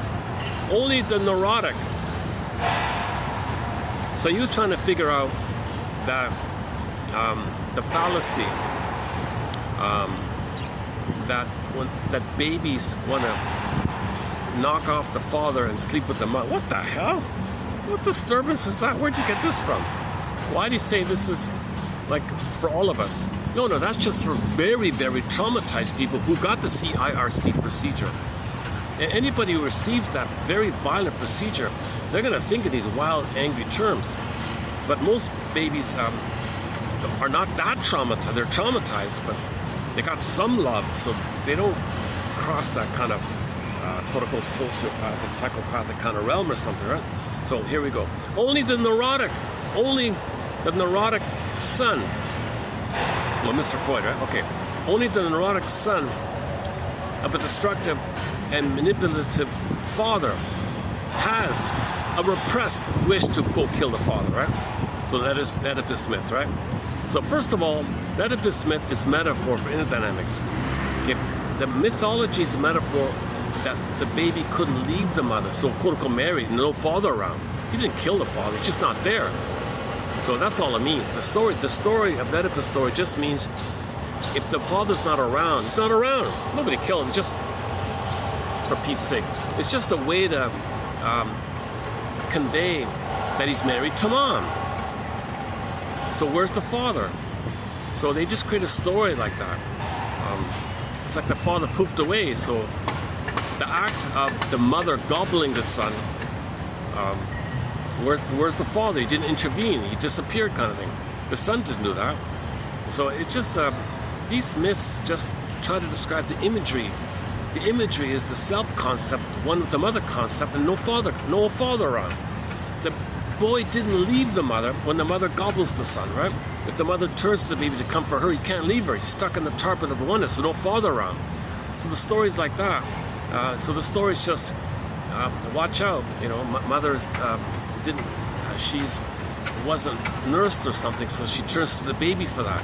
She's a victim of the plunders, and she's going to turn to the baby for comforting, and the father can't intervene. So it's just something like that, right? So you can concretize a fairy tale and say it's true, and then confuse people like that. So that's his argument. Only the neurotic son, Mr. Freud. So Freud was a neurotic son of a destructive and manipulative father would have such ideas. So Freud discovered this impulse in himself. So he had those fantasies, right? And confounding his self-analysis, searching for universal law. I'm going to search for universal laws here. Then he projected his stuff, his CIRC violent trauma onto all mankind. Says all mankind is that.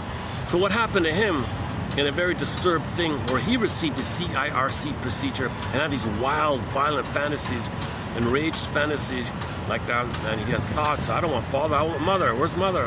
Okay, it's a desperation like that. Then you think, oh, all people have that? No, all people have, so he generalized it. Okay, knowingly or unknowingly, we don't know. Knowingly, then he's part of the plunder, that's his argument, he part of the plunder system to disturb people like this. Unknowingly, he's talking about himself, projecting himself, right?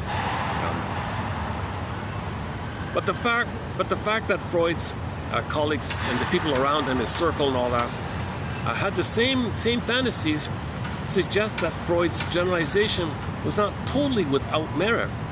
The problem is it only suffered from the tendency of projection, of projecting this onto everybody.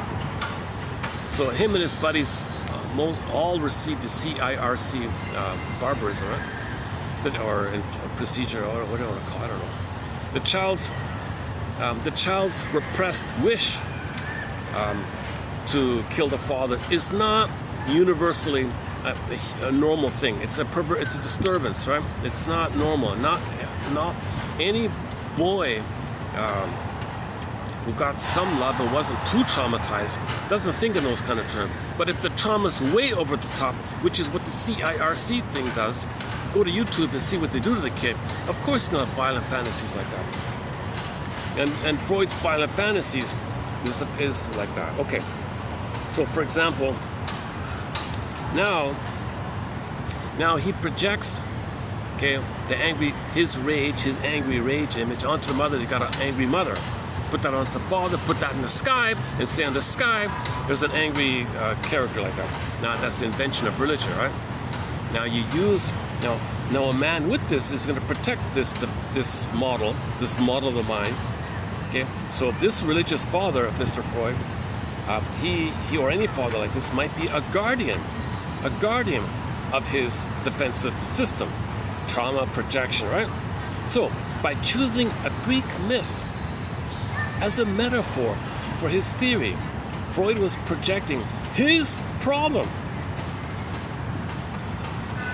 Somebody suggested, why not call it, instead of Oedipus complex, why not call it the Isaac complex? The expression Isaac complex has been used by French psychoanalyst Jean-Pierre Fresco, who defines it as the, quote, overall consequences in the son's psyche of a father perceived as psychologically menacing, destroying, or murderous. So that's the mother put onto the father. Okay. So, interferency, identification of the aggressor. So that when the baby's traumatized, you identify with the aggressor. That's the Faustian deal, the Faustian bargain, the Faustian pact. The baby can't be a passive victim to this. He's got to be the aggressor. And that's his hope, that if he is the aggressor, then he's not a passive victim of the aggressor, if he is the aggressor. Okay? So, the aggressor now is going to be, this is going on inside the mind, right? Okay. Now, the aggressor, okay, and a little more about it. So, let's go on here. Extreme, okay, now we enter into the this idea that the compensation theory. Extreme adversity. Okay, if the baby thinks he's going to be a goner, right? You remove the baby from the mother, rip him away, take away the cord, take away the placenta, take away the mother, put him in another room. You strap him down, they say, put him on a torture board. Maybe he can't move anything. He can maybe move, they said maybe he can move his head or something, but everything else is strapped down. They do all these violent things on the baby. They rip apart the skin on the baby like that, in a sensitive area like that. So that's extreme adversity. He thinks if the baby is not numb, he'll scream violently. The baby will scream incredibly. And the mother said, some others say they're in the other room nearby, they can hear their own baby being tortured and screaming like that. Some others say they regret it so severely, so deeply, and they feel so badly about it, but they reject the baby because they can't deal with it. That's the idea. You want to interrupt the bond. Remove the hormones, because when the baby's removed, the mother's oxytocin goes away. Baby's too stressed. Mother has no love. Baby's too stressed. Okay? The rhythm of safety is broken. The bond is broken. Attachment trauma is broken. So they want to break the bond between the baby and the mother. The purpose of the CIR thing is to break the bond, right? Like this. So this should only be done at the age of 13, maybe. In the indigenous people might do this like that. It's not going to hurt. It's not that harmful. It's manageable for a 13-year-old to have a scar or something, that kind of area, but it doesn't deprive him of his ability to enjoy that or something. It's a different thing. There's a difference between this at the age of 1 day old or 5 minutes old or whatever. I don't know when apparently it's within a day or 2 or 2 days. I don't know.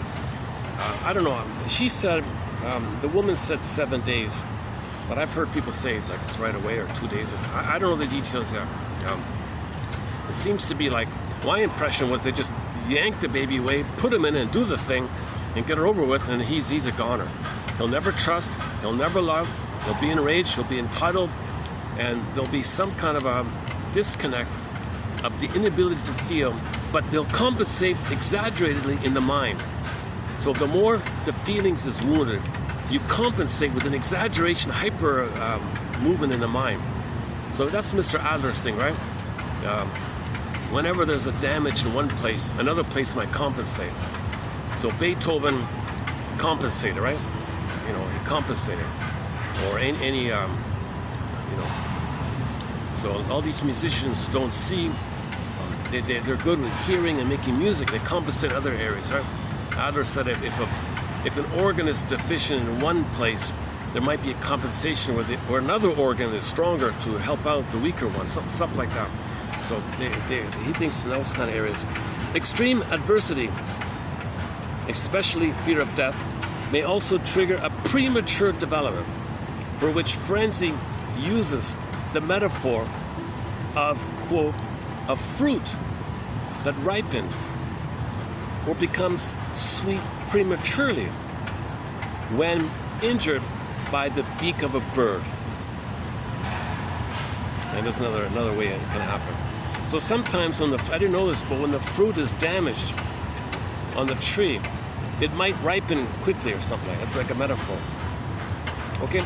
Shock to the baby can cause a part of the baby to mature suddenly, like in the mind, intellectually.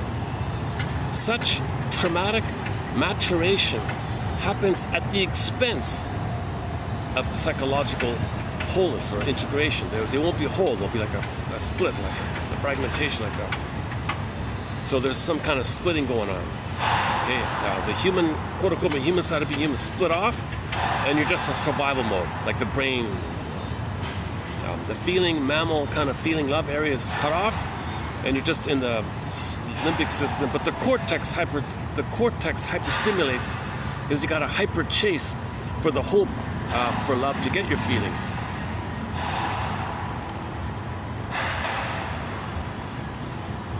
Frenzy says that from all of his work and all this, that this part of us, the feeling self, quote unquote, dies, okay, while the remaining part of the person survives the trauma. So there's a gap in this kind of memory, i.e. a gap in the personality. So this will lead to a gap in the personality. They can't integrate and reclaim the feeling self, right? But we live from this kind of place. But when you're creating flying monkeys to plunder the planet for a quick buck, you don't want people to feel. You want people to violently calculate how to plunder, how to grab. Because that's the hope for mother. The grabbing is the desperate hope for mother so you can feel. You're trying to undo the CIRC. Can you believe it? We're plundering the planet to try to magically undo the CIRC thing as if the baby didn't get that. You think plundering the planet is going to undo that event that took place? It's impossible. So we're blindly plundering the planet like this. Right? And religion's created to kind of keep the thing going, right? Like that. All right. Where are we here? Okay, this observation is consistent with the findings of Pierre Genet, a French medical doctor back in the 1800s, 1859 to 1947, whose work has long been overshadowed by Freudian psychology, but has generated increased interest since the 1880s. I see his name, I now see his name a fair bit, Pierre Genet. In his 1909 book, Le Nervosity says, he wrote, quote, just as synthesis and association are the great characteristics of all normal psychological operations, so disassociation is the essential characteristic of all diseases of the mind. So there'll be a disassociation of the feeling self, the lovers, the tenderness, okay, ethics, morality, virtue, empathy, Freud, the ability to apologize, ability to repair, love, creative expression, all those kind of things. the quote from a human side of being human is going to be disassociated, right? This association accounts for the evolution of traumatic memories composed of physiological, sensory, affective, and cognitive experiences which Janet calls, quote, ideas fixées, unquote. These fragmented aspects of the experience do not allow a real memory to integrate the biography of the subject and instead develop into separate psychic, quote-unquote, entities which nevertheless interfere with the main personality.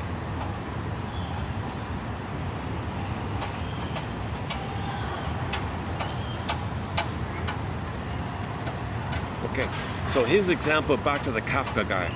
So he used the example of the Kafka guy. So I think everybody, he says it himself. His father was a violent, sadistic psychopath. I find it very significant that Kafka, by his own admission, drew his inspiration from his experience as the son of a psychopathic father. Now, oh, here it is. Question mark. Can we just ask, does his genius come from this abuse? We don't know. Kafka perceived his sadistic father as a cruel divinity whose laws were totally arbitrary and yet unquestionable. Quote, Kafka said, for me as a child, writing a letter to his father. Oh, he wrote a letter to his father. Father, for me as a child, everything you called out to me was positively a heavenly commandment. So this father is booming, demanding, I'm right, you do all this kind of stuff, right? From your armchair, you ruled everything, right, Father? Your opinion was always right. Everyone else was wrong. Your arrogance was so great that you didn't need to think about inconsistency. Like you never question yourself. All right. Okay, so here we go with the CIRC thing. So Franz Kafka also received the CIRC thing, and he hated it, and his novels are all shocking like that. He has very disturbing images, Mr. Kafka. All right. And the story, the famous one about the trial, you see how guilty, wrong, all this stuff. All right. The psychological impact of circumcision causing unbearable pain. Whether it's numbed with the anesthetic or not, there's unbearable pain going on. Numbed or not numbed, and you can never totally numb it. There's unbearable pain. Okay, has been studied by Professor Ronald Goldman, author of Circumcision, the Hidden Trauma. Okay, so he has a phrase called circumcision trauma, a kind of specific trauma called circumcision trauma. It's the first time using this phrase. His research shows a disturbance in the mother-child bonding process. Okay. So there's something called mothers who observe the circumcision and all the testimonies. Okay, so for example, one woman said, I saw this, I'll never recover from this. When he was first born, we had a connection. It was nice. But then they took him away, and when the circumcision happened, in order to allow it, I had to cut off the bond. I couldn't be bonded. She couldn't be connected to him anymore because the pain she was feeling. It broke the bond, right? So the mother can never bond anymore. I had to cut off my natural instincts. And in doing so, I cut off a lot of feelings towards my own son, my own little baby boy. I was happy, she said, I was happy when he had him. They've yanked him away. And the pain of it all, she detached. No, I reject you. I can't feel this. I cut it off to repress the pain and to repress the natural instinct even to stop it. She didn't even have the maternal protective instinct to be like a tiger and pounce on these people. You don't touch my baby. That's why I said earlier, the one fantasy was, how did it go again? The mother trained the Doberman Pinscher in advance. Doberman Pinscher, I'm about to have the baby here. If anybody reaches for the snippers or removes the baby, you charge at him viciously. Okay? You protect the baby.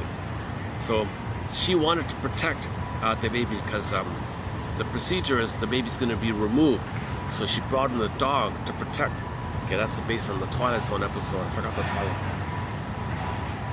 So the mother's instinct was she needed help. The father's out of it. The gynecologist is out of it. He's doing it because it was done to him. He wants his salary. Next, make money. Factory system. So the mother had instinct. I don't know why she didn't have a home delivery or something. Maybe in that case she went anyways. But she did everything she could to protect the baby. She wanted to protect the baby, to make sure you leave the cord, leave the placenta. Dear Doberman Pinscher. Okay, if somebody's gonna I don't know if she trained it. Maybe she had some kind of training process with the dog, with some kind of role play exercise, and rewarded him and taught the dog to charge if someone is going to sever the cord of the placenta. Interesting idea, right? Oh, can I go? Oh, maybe I need to. Oh, now there's lots of shade here. Okay. I need to make another move here. All right.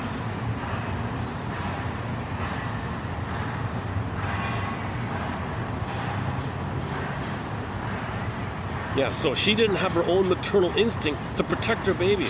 She cut off her own maternal, protective mother instinct to protect her baby. She shut it down. She shut down her basic human maternal mother instinct. Every mother has an instinct to protect their baby. And it was lost. They yanked it away. So that's why the fantasy was she brought in the dog. Help me, dog. Dog, please help me.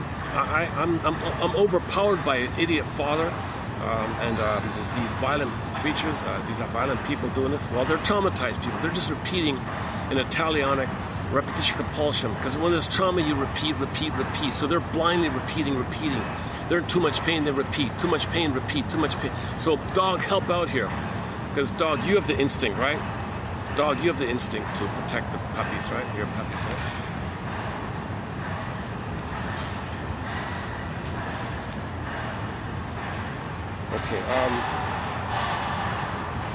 Okay, so now let's play the author on YouTube here. So this is okay. Here he is. Okay, here he is here. Huh? This is the author here. He even presented at some kind of government testimony. He even tried to persuade the government to ban it or something. They ignored him. They replied to him, sort of half yes, half no. Yeah, okay, you had your little speech. Okay, go away now. We're going to plunder the planet for a quick buck. We don't care. It happened to us, kind of thing. So he's trying to raise awareness. It's just all educational. Oh, yeah, testify. I don't know where he's testifying. So he testified to some kind of committee. Obviously it didn't work, but he tried. So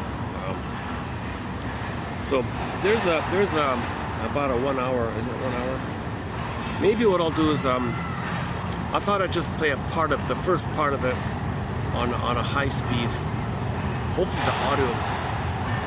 the audio will get through. I'm gonna redo this anyways in a quiet room. So let's play a bit of this.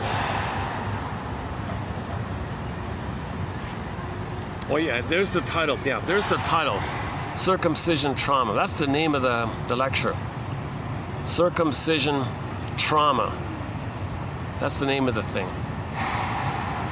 It's good that we have a distinct phrase for this phenomenon. It breaks the bond. The guy grows up, can't trust and love. Women feel there isn't any kind of emotional equality or any kind of emotional rapport. Some men get aggressive by this. Some men detached by this.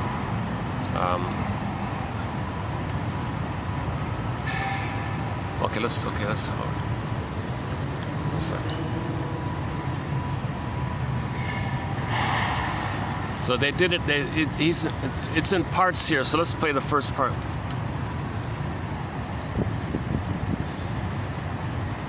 Let me check this. Hang on. Let me check the speed here. Let's try. I'm gonna really speed it up. Is that okay? Let's try 175. I only heard a part of this morning. I didn't get a chance to finish it.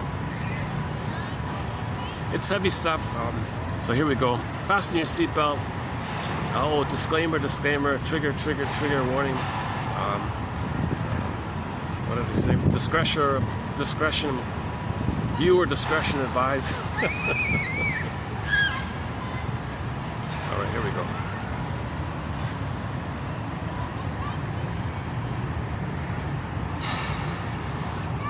And he says he wants you to comment on it.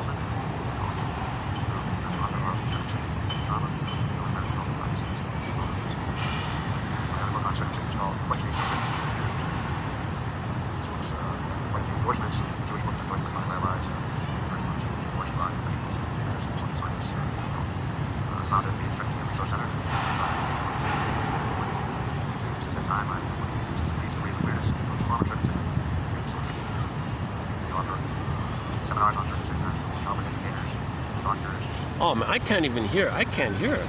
I hear nothing. Oh my god. Yeah, I'm gonna have to change it up here. Let me try this.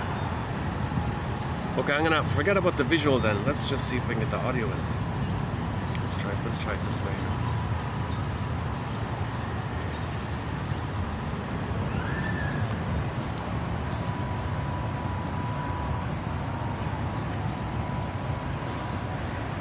Okay, my name is Ronald Goldman. I have a PhD in psychology.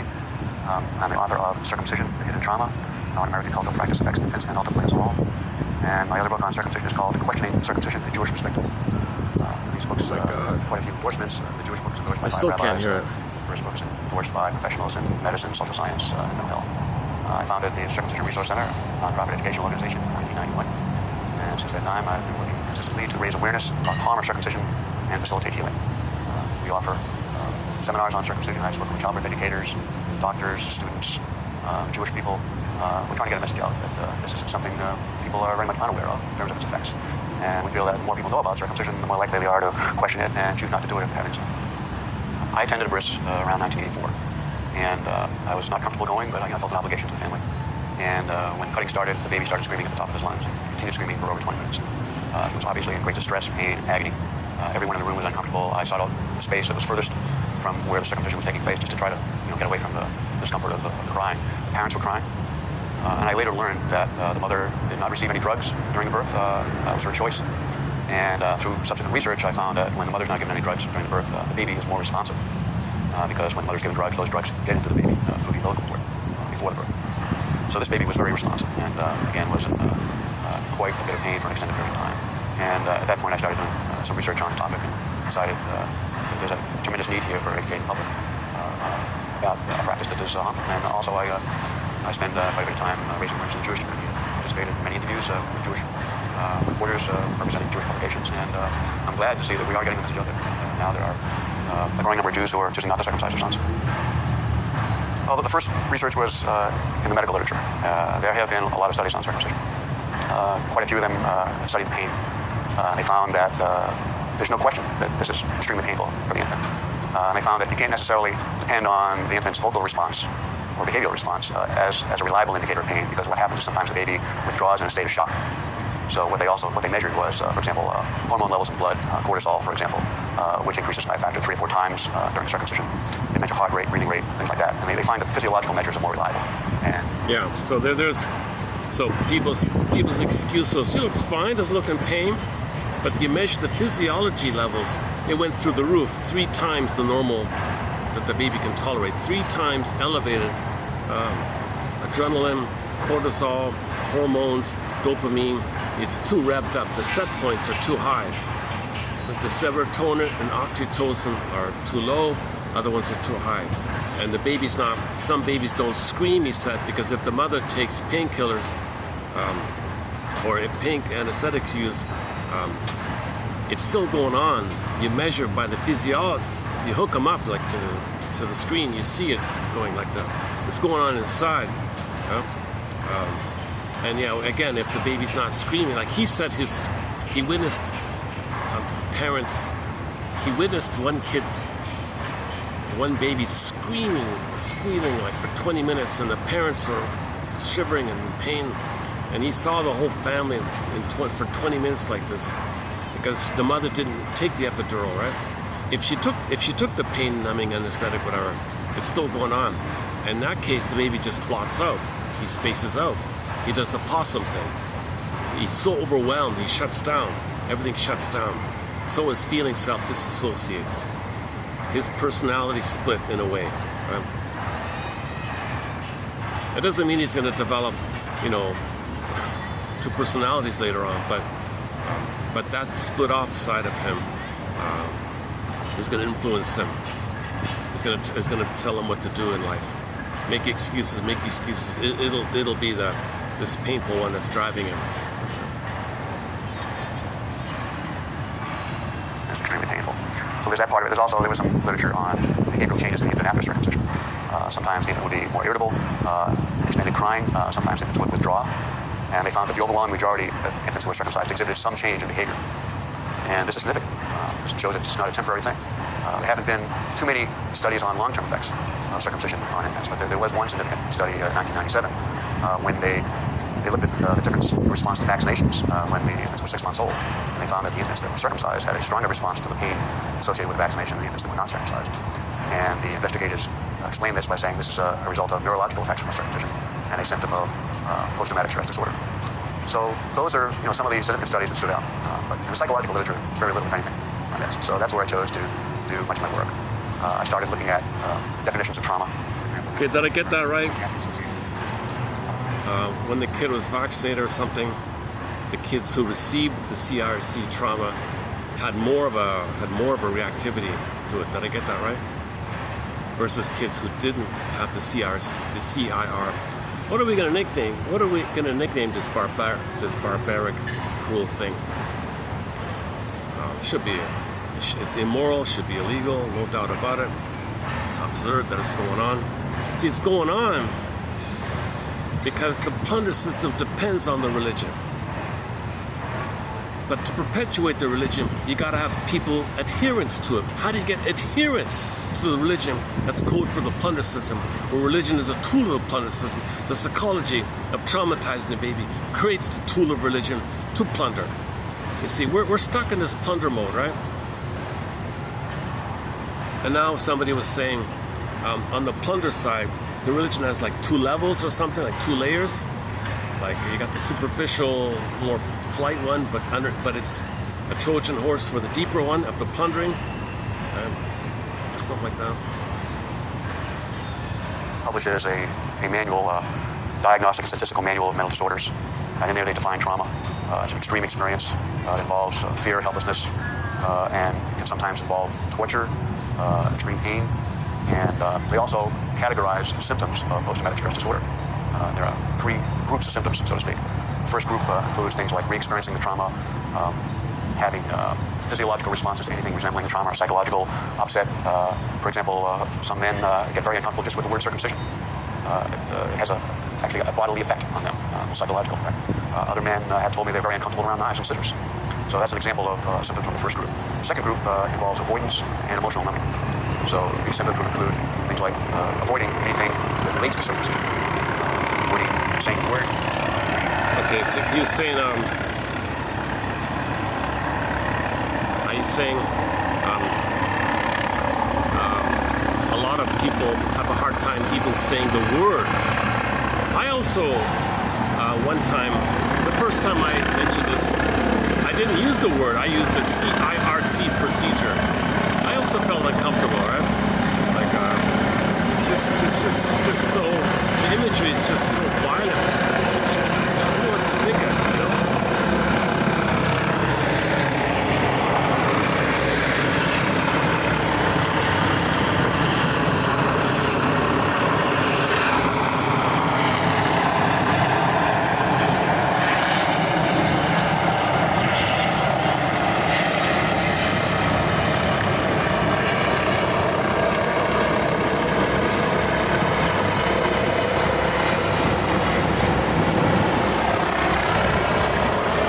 he said the resistance to what he's saying would interrupt the religion, which is the tool for the plunder. But all babies are most babies are traumatized, so there's a plundering going on. So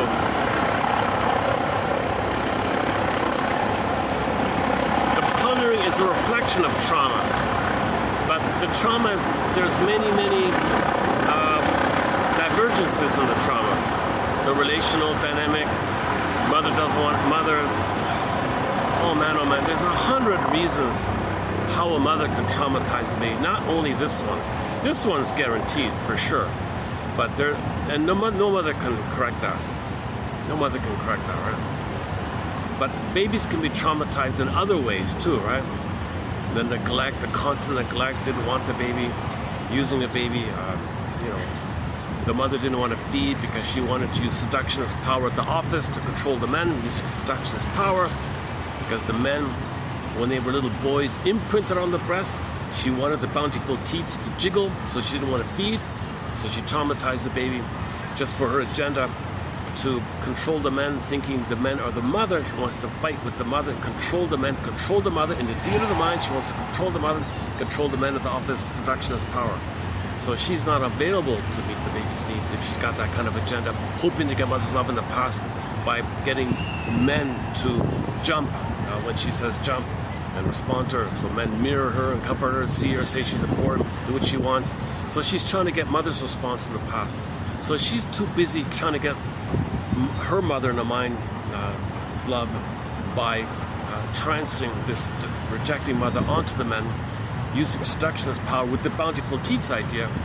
So she ignores the baby like that. That's just one of 100 ways mothers are hurting the baby. This is just one more of the circumcision trauma he's talking about. So this is just one of many. It's not only this. The articles or information about circumcision. So I view this not just as a symptom of circumcised men, but it's also a cultural symptom, because culturally we tend to avoid information about circumcision, learning about circumcision. We can talk a little later about how the media avoids reporting on circumcision. But basically we avoid the topic and learning about it. And the emotional numbing connected with this can become a generalized kind of a response where people have a general lack of emotional expression. So that's talking about the second group of post-traumatic stress disorder symptoms. And the third group includes things like irritability and anger. And there I've heard from men quite directly how angry they are about being circumcised, and that some of them even carry around some hate in connection with having been circumcised. I counsel a young man who's very angry at his parents for choosing to have him circumcised. Even though he's had conversations with them, they've said they're sorry. It's just very difficult for him to get over his anger at having been circumcised. So again, I'm looking at circumcision as a trauma, so I can relate the symptoms of post-traumatic stress disorder to the symptoms that are being reported by some circumcised men. And that's something that's new to the issue, and I'm trying to focus attention on that. Some of the symptoms that some circumcised men are reporting include distrust, fear of intimacy, shame, sexual anxieties, again, like I said, discomfort around circumcision. I'm not saying here that all circumcised men are going to have these symptoms. But what's important is to acknowledge that some circumcised men have these symptoms. Much more research is needed to determine how prevalent these symptoms are.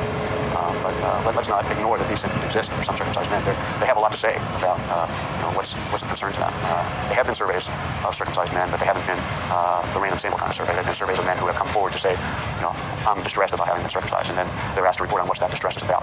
So that's relatively new information that we want the public and doctors and others to know, because when parents are told about circumcision before they're asked to sign an informed consent form, they're given very little information. That excludes a lot of this psychological information, for example. Medical doctors are focused on their specialty, and that's fine.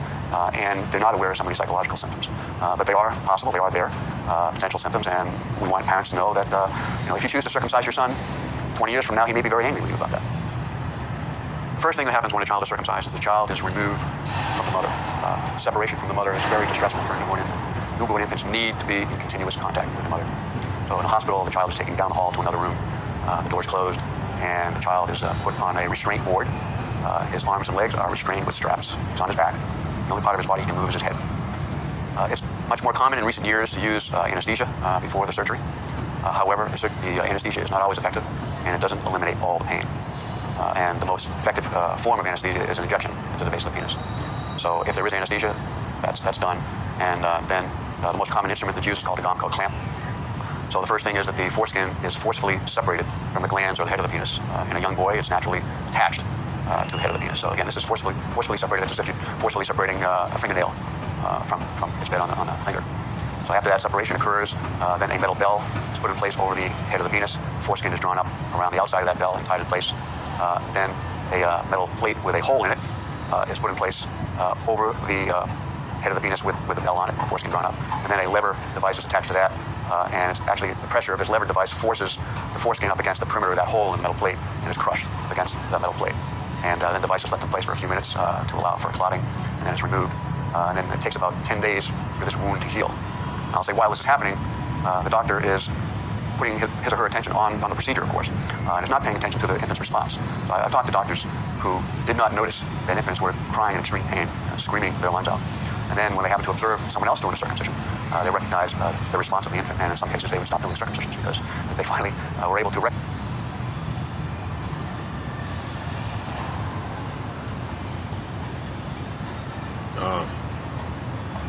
It's buffering.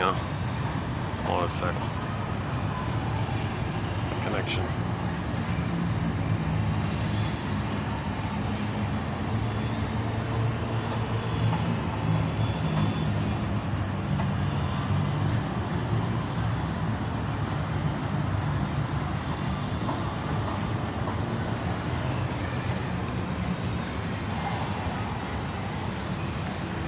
So this lecture is done in 6 parts. How much pain and Oh, here we go. It wasn't always used, and this is a very important fact in medical practice that people are astounded to hear this.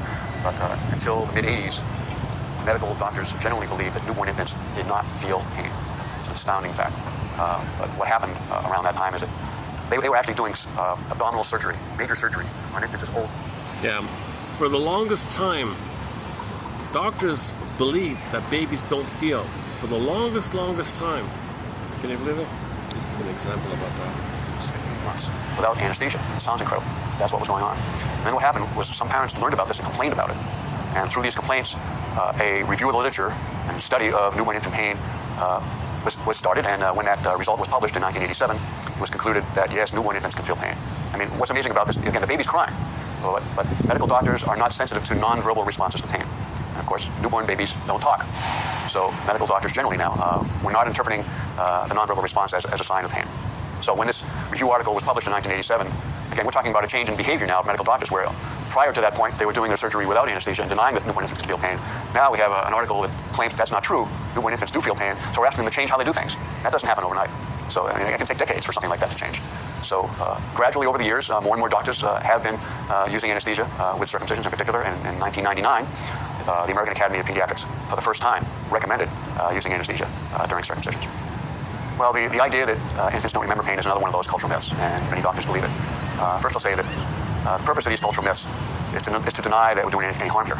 It's a psychological defense. If we believe that the foreskin doesn't have any purpose and babies don't feel or remember pain, that helps us believe that it's okay to circumcise. But babies do remember pain, and we know that because of a few things. We know that their behavior changes after circumcision. But that's a form of memory, even though they're not going to tell us verbally, hey, I remember what you did to me last week. Their behavior is different. But that's a form of memory. And actually, behavioral changes have been observed in rats, birds, and insects after certain stimuli were involved. So a behavioral change is an indication of a form of memory. So again, it's been observed in these kinds of animals, and so newborn infants are certainly much more complex than insects, for example. So why wouldn't they also have behavioral memory? And they do, because the research shows that. Another thing we know is that parents have talked to their young boys between the ages of 2 and 4 years old. Yeah. So behavioral memory. So the changes in the behavior, that's a form of memory. Your memory is coming through in the behavior. The attitudes and aggressive behavior. I'm reminded of the character in the comic Psychoanalysis. Check out the comic. There's a comic called Psychoanalysis, 1955 comic. They have 3 clients in there, Freddie, Ellen, and the third one, Mark. Check out that third one, a belligerent, bully, violent, aggressive character like that. So that might be this kind of thing. Oh, there's a cat. I just saw the cat pass by. Can we get him in? No, we can leave him.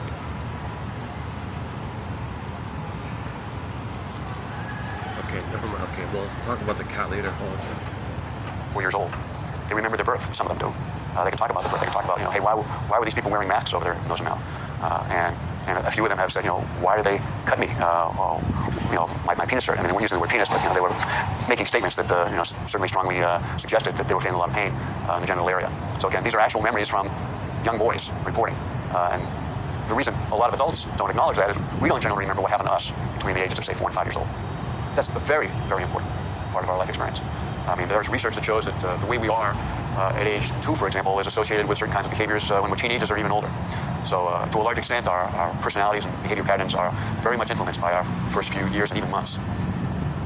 Well, sometimes infants appear to be sleeping through a circumcision. That's an interpretation of adults. What's actually happening is the baby is withdrawing in a traumatic shock. Overwhelming shock. Pain, trauma of the event. And this is the only thing they can do. They can't escape physically, so they escape psychologically. And adults can choose to interpret this as, well, he must be. Yeah. So the baby cannot escape physically. He escapes psychologically. Shock spaces out. He's escaping in the mind. How does the baby escape when there's no escape? Only in the mind, called disassociation.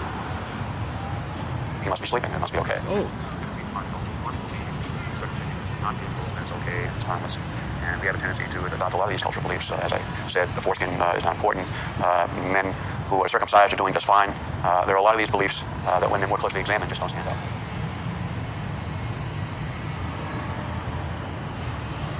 Okay, that's the first part, eh?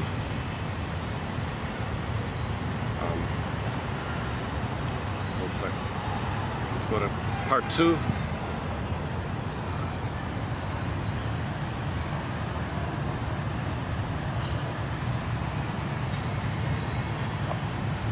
The effect of circumcision trauma on adults varies with individuals. First, let me talk about how some circumcised men become aware of the issue. What happens is, very often, when they're young boys, they may encounter a peer who is not circumcised. This can happen when they're playing with each other. It can happen in elementary school or in their showers. So some men become very curious when they're boys and they encounter a boy that has a foreskin. And they wonder what's going on here. And sometimes they may even talk to the peer and ask about it. And then they find out that this was a normal, healthy, functioning body part that was cut off of their penis. That's very distressing for a boy to learn. And that can have a trauma-like effect on him for the rest of his life. I mean, that's exactly what's been reported to me by men that I've talked to. They say, I've been through this personal situation. One man said, I was taking a shower after gym class when he was in elementary school, and he looked around at some of the penises that looked different from his, and he's wondering, what's wrong with them? And then he later realized that he was the one that's missing a part. And that's affected him his whole life. Some circumcised men have told me I would give my house to have my foreskin back because they recognize the significant sexual loss of not having a foreskin. Another man said something like, this is not having a foreskin compared to having one is a little bit like seeing in black and white compared to seeing in color in terms of sexual sensitivity and response. So again, that's another thing we can talk about is some men are circumcised as adults. So they're the ones that have the comparative experience to tell us, well, what's the difference? But a man who was circumcised as an infant doesn't know what the difference is. He never had sexual experience with a foreskin. So he thinks his sexual experience is normal. It's normal in the sense that it's very common, but it's not natural because he doesn't have a complete penis. Some circumcised men believe that they're just fine. I mean, I've done surveys of circumcised men, and a certain proportion will say, I'm okay. And then another group will say, I'm not happy about this. It's related to what they know about circumcision and foreskin.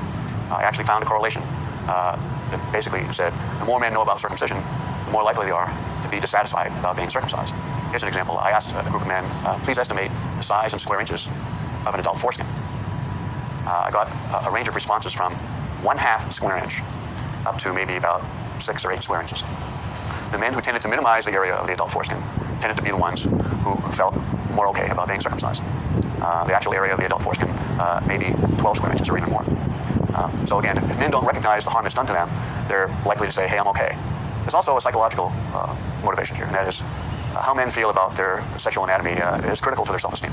And a man is very resistant, generally, to recognizing there's something wrong with his genital anatomy. So once he learns that, if he does learn that, it has an effect on his self-esteem and can even result in some shame. So he's generally resistant to letting that in, to recognizing that he's missing part of his penis. So those men that are more resistant, more protective of their self-image, are more likely to say, hey, I'm circumcised and I'm okay. And it's also comforting for them to know that most men here in the United States are circumcised. So they think, well, if they do it to all these other men, it must be okay.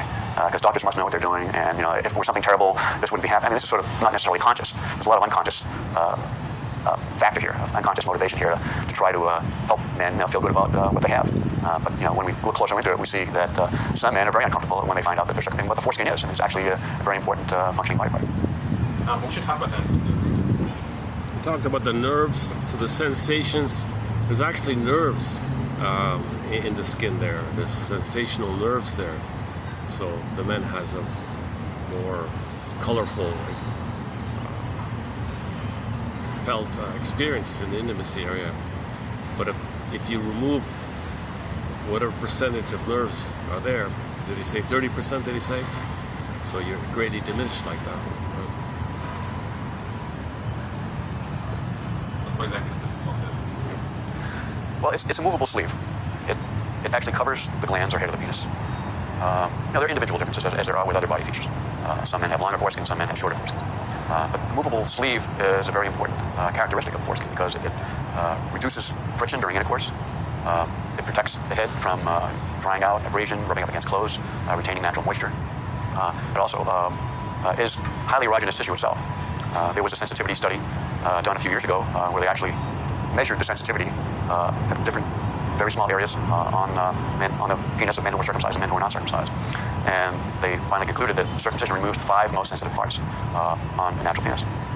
So without this natural sexual responsiveness, circumcised men have less sexual responsiveness. I mean, this is common sense.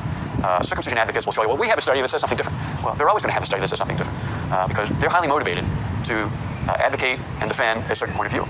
Most of these studies in the medical literature are defending circumcision are done by circumcised Americans. They are very highly invested emotionally and also financially. They receive a lot of money to do these studies. They get grant money.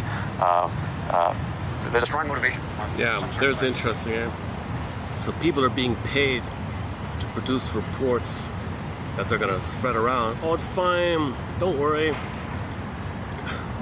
Because they're getting paid, right? So that protects the need for religious types.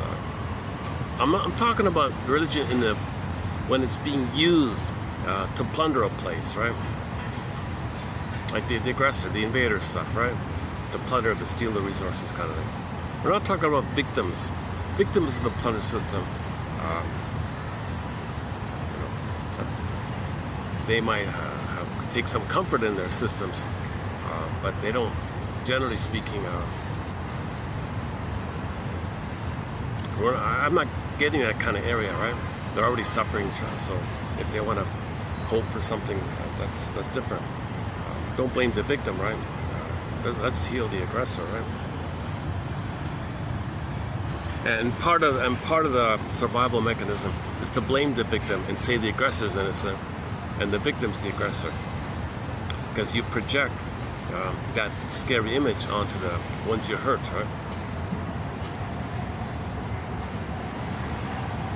So check out the last video on the discussion, men hate whom they hurt, right? That whole topic. So the survival brain has a chameleon ability. In this kind of trauma, there's a chameleon mind where the victim is the aggressor and the aggressor is the innocent. And you can do that. You can fool people in that area. So that's called the BPD amalgam, the mentation between secondary and primary in both directions, fuse and flip-flop, create a magic mirror in the mind. Now you see me, now you don't catch me if you can. So that's the calculated in the mind of how to propaganda and fool people. So that's why horrible things are happening, and they're the victim. So, okay, I don't want to get into the actual examples. That's pretty obvious, but I heard that they're going to crank out a new round of propaganda that victims are the aggressor and the aggressors are the victim. There's going to be a new round apparently. I'm posting this video in 2025 here. Circumcised men want to see other men circumcised. In fact, this is a trauma symptom. That is, there is a compulsion to repeat the trauma on others if you haven't resolved the trauma in yourself. And I'm not saying this is for everybody. I'm saying it's a tendency among some traumatized victims. So the way this trauma gets acted out, if it's circumcision trauma, is that if some of these circumcised men become doctors, they're motivated to have other men circumcised. And so the way this is done is through culturally acceptable means. And that circumcision is being described and is basically accepted as a medical issue in this culture, when I think there are many other perspectives on this. But as a medical issue, what medical doctors do is, well, let's publish a medical study that shows what a wonderful thing circumcision is. And then that gets published in the medical literature. Circumcised men do the peer review for these journals, American journals. Circumcised editors approve publication of these studies. And then circumcised reporters review the medical literature and publish the findings and big headlines claiming what a wonderful thing circumcision is. And then the American public sees these headlines, doesn't read the details or question some of these results. And we end up having a cultural-wide belief that circumcision is beneficial as some kind of potential medical benefit. The other side of that picture is that, again, as I'm saying, there are a lot of errors there in some of these studies, some methodological flaws. There are critics of these studies that do get published from time to time, but those voices don't get publicized. So there's really conflicting views on a lot of these studies. And that gets very complicated. How many people are motivated to go into this kind of detail about circumcision? So what they tend to rely on is what they generally see and perceive in the culture around them. And for that reason, it's very, very difficult to raise awareness about this issue. Okay, did I get that right? So if anybody does any kind of research, they're only going to get the biased, one-sided view. Then they report that. People report what's available. But they only make available the skewed thing. Put out by paid people to protect the plunder system. So if somebody's new, they do research. Oh, I did all the research. It says it's okay. Not knowing that that's all just one side. No one ever gives you the other side, right?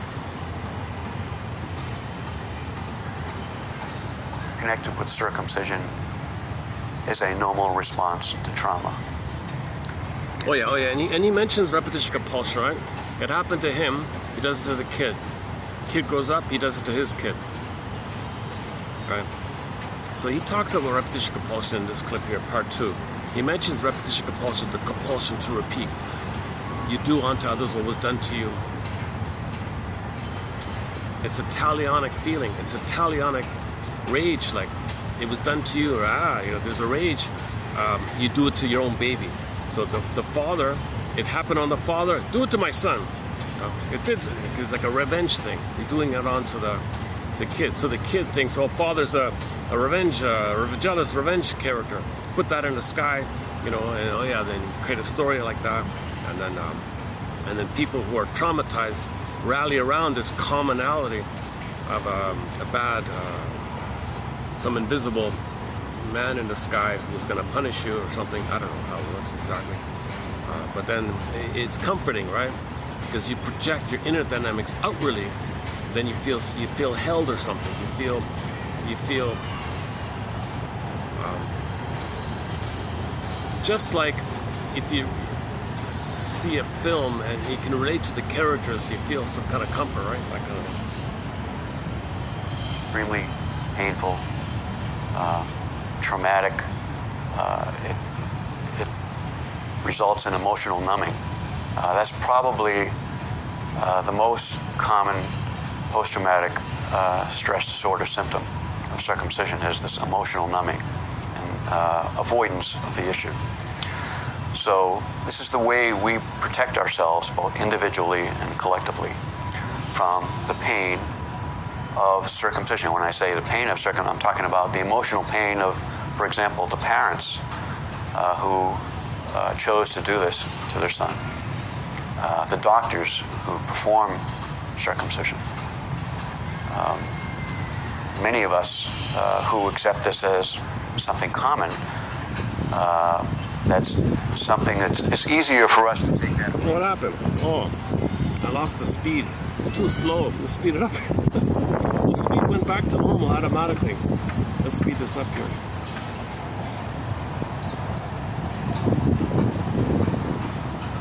Than to allow ourselves to question, hey, we're actually doing terrific harm here on our little baby boys. I suggest to people who really want to learn what circumcision is to watch a video. Because there's so much written about this on both sides of the issue. I really think it gets back to common sense, intuition, and gut feelings. And just watching a circumcision in person or on video makes it very clear to us that this is something we shouldn't be doing. But instead, what's generally done here is we're relying on these medical studies. And the medical studies that tend to get promoted are the ones that are attempting to show some kind of benefit of circumcision. So that gives us some ammunition, so to speak, to support our defenses against the harm of circumcision and support the idea that circumcision has some kind of benefit. But as I said, circumcision studies are very, very much subject to different points of view.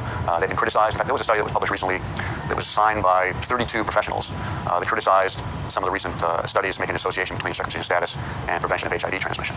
Those studies have been seriously criticized by numerous medical professionals. But again, that point of view doesn't get out in public media. And as a result, we're basically getting one point of view here from the media. I mean, I've contacted many newspapers and magazines.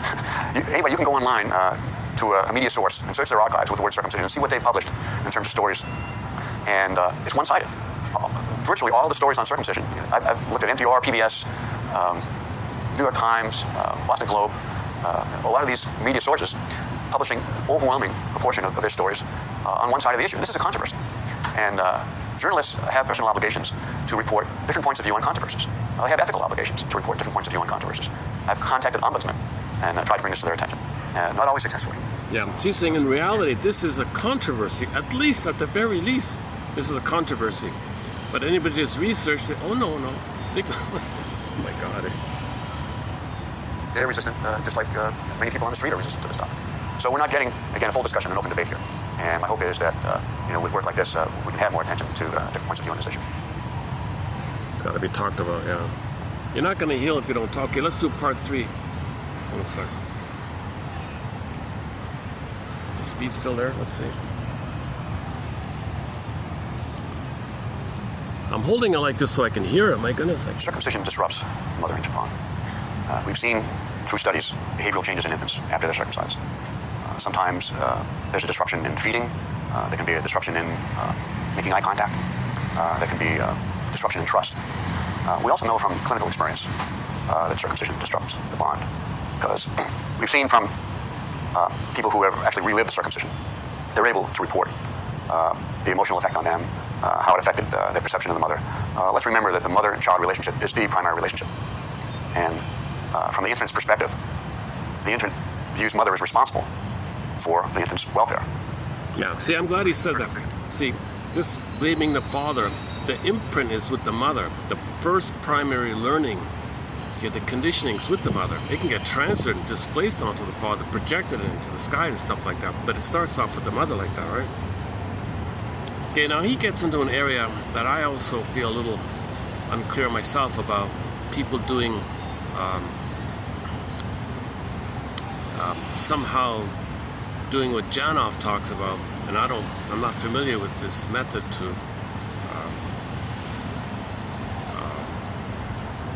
see if you can engage in some kind of practice that brings you some of your birth trauma memories.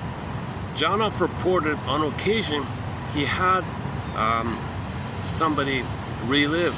He remembered it. I have a hard time with that, but anyways, he mentions, he doesn't use Janoff's name, but he mentions a little bit this area here.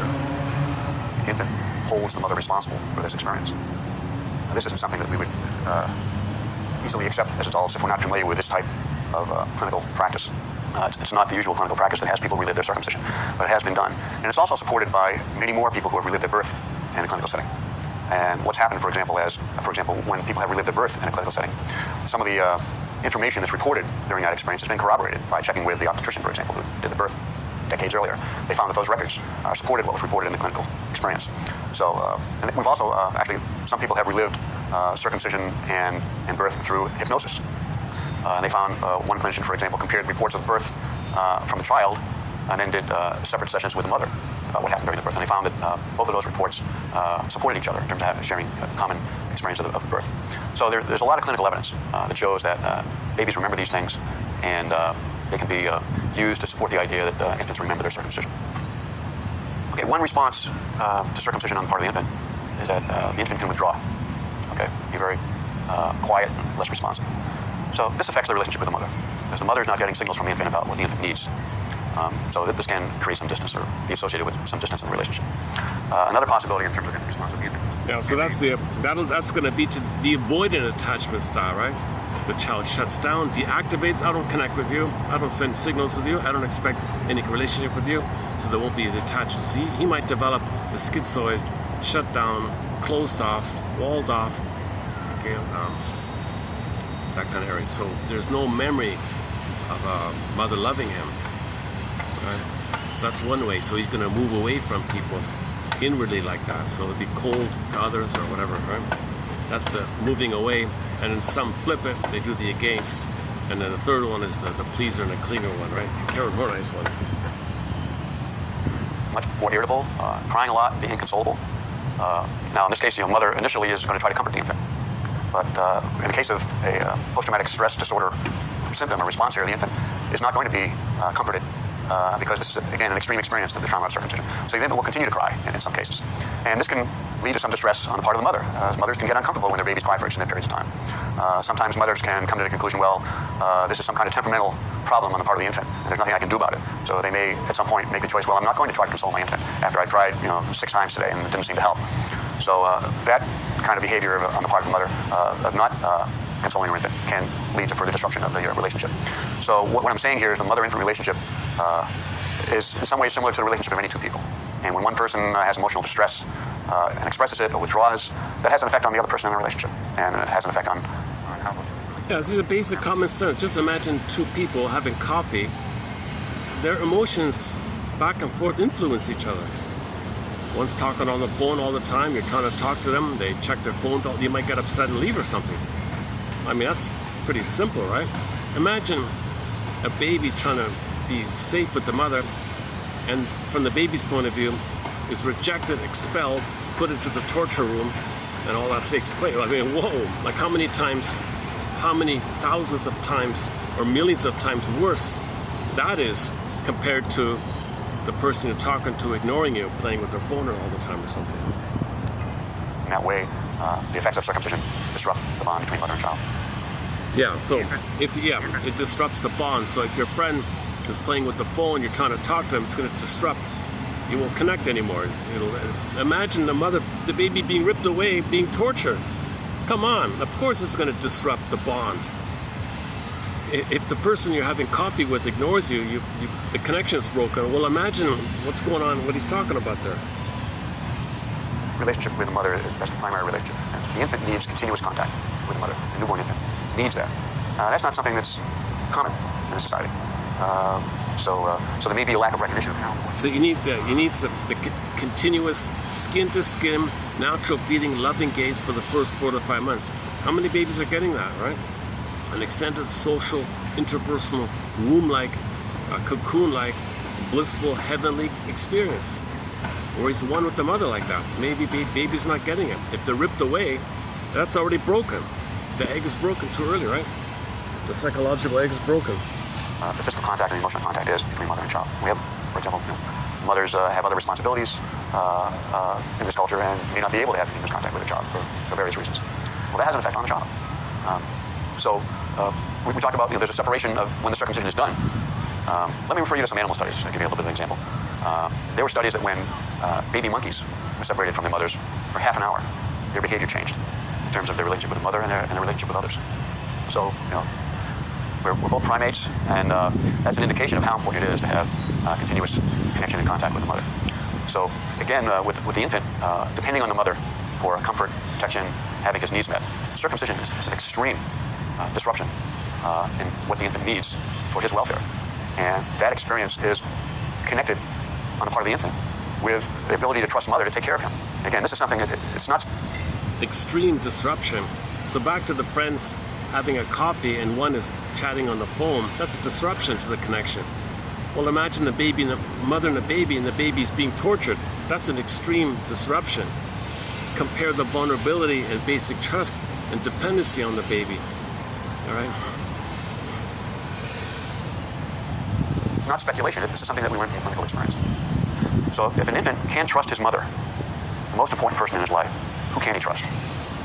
What we find is that distrust is a potential post-traumatic stress disorder symptom among circumcised men who are aware of the harm of their circumcision. It's very important to trust people that you're with in order to maintain that connection and enhance that connection. And if you're coming from a place of distrust, then that's an impediment to all future relationships. Okay, there have been behavioral studies of monkeys and when they separated baby monkeys from the mother. And what they found is this led to a great amount of distress on the part of the babies, even for 1/2 hour separation. Found that the mother's distress was not as great as that of the infant. The infant would first respond to the protest, and then that would lead to despair. because the mother was not responding to the protest. So these kinds of studies have been repeated with similar results. So it has become pretty well accepted that separation of mother and child leads, at that age, we're talking about in the newborn period here, can lead to distress in the child for an extended period of time to the point where it changes behavior in the child. That's because the next thing I wanted to ask you about was how separation and bond affects their relationships. Well, if there's disruption in the mother-child bond, again, as I said, that's the primary relationship. So our other relationships are modeled after the primary relationship. So if we have a disrupted relationship with our mother, then that tends to have an adverse effect on future relationships. Because if we're still carrying that distrust toward the mother, again, as I said, if you don't trust your mother, who can you trust? So this is generally unconscious now. People aren't thinking about this when they're in relationships with their friends or lovers or whoever. But it can have an unconscious effect on personality. If we have become more withdrawn, for example, as a part of the early experience, then we're less emotionally responsive to people around us later in life. If we're less emotionally responsive, that has an effect on the relationship. Many people appreciate someone who is more emotionally responsive. This can be a point of disappointment and frustration for women who wish they were more emotionally responsive. Now, I'm not saying circumcision is always the cause here, but until we do some more studies, we can't really pinpoint this. Based on the limited information that's available now, it seems that the circumcision may result in less emotional responsiveness. Because remember, if men have to defend and repress the circumcision trauma, that requires very strong defenses to do that. And again, when these defenses are chronic, we don't notice them anymore. It just becomes a natural part of the way we are. And by repressing those early powerful feelings, we make it more difficult to experience and express any feeling. Because defenses don't work that way. They work generally in terms of how we experience and express feelings. So by repressing these early powerful feelings, they tend to become less emotionally responsive later in life, and that can have an effect on our relationships. Reliving early infant experience is generally done through body-oriented psychotherapy. A lot of psychotherapy is cognitive, verbal. That has certain advantages and disadvantages. Generally doesn't get to very early memory and experience. So the way we get to early memory and experience is through the body. The body remembers what the mind forgets. Yeah, I forgot about that one. The body remembers what the mind forgets. Support your clients accessing these memories through supporting what the body expresses in a clinical session. And just for example, this can include focusing on deeper breathing, making nonverbal sound, allowing the body to move, allowing the client to express anything that comes up, just going with it, and making the expression of emotion more of a priority and focus than explaining something or reporting something. And it doesn't happen overnight because a new client is, of course, coming into a session, the first session, with a lot of defenses that have worked very well over his or her life. But over a period of time, these defenses can be weakened, and there can be breakthroughs in terms of expression, in terms of reliving early experiences. And you start with what you can remember, what you do remember. It could be that your brother used to hit you when you were 12 years old or something. You start wherever you're at in terms of your feelings and your memory. And again, with the focus on letting the body express itself over a period of time, early memories can be accessed. And they're not memories in the usual sense. It's not a memory like, what did I have for breakfast today? It's a body memory. The body remembers, and then as it expresses itself, the visual memory comes up. And it's been interesting. Clients that have relived their birth have been observed by obstetricians, who, of course, give birth, assist birth for a living. And they say that the body movements of the clients, the sounds they're making, their behavior is the same as what they see in babies that they're delivering. So, there's other ways of supporting the validity of these kinds of experiences. So, this helps us understand how we can relive early experience, and makes it clear to us that our early experience is tremendously important. The fact that we don't remember it as adults, the fact that we may not remember what happened to us when we were babies or infants or toddlers or even preschoolers, does not necessarily mean that had no impact on us. It's very likely that it had a tremendous impact on us. Say that I've got questions about both are just making that up. Like, you can possibly remember that for whatever reason, creative memories versus actually accessing. Well, it's very difficult to fake the kind of sounds that come out of people during this reliving experience, the kind of body movement that comes out of people. And then when the session is done and they talk about it, again, they may come up with certain facts in connection with their experience, like how many people were there, or what the people looked like, or what sounds they heard. Certain facts can be checked out. And in certain cases, these facts that have come up in clinical experience have been checked out with the doctors who are actually there assisting, and the facts have been corroborated. So that's support for the conclusion that the experiences that happen during these early memories and early reliving of these memories are valid.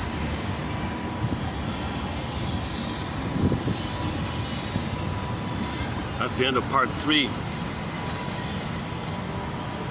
I need to. Should we do part? I need to change my. Should we do one more?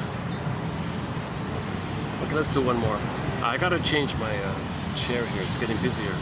I have another song I want to try out here. I don't even know. I know nothing about him, but a radio, a world music channel played it. Called what's it called again? It's just an instrumental, also from the '60s or something like that. So just let's try this. What's it called again? Oh boy, what's it called? Oh here it is. Oh, Song of Injured Love. Song of Injured Love. Okay, so let's take a 3-minute break here. I'll set up over here. Okay.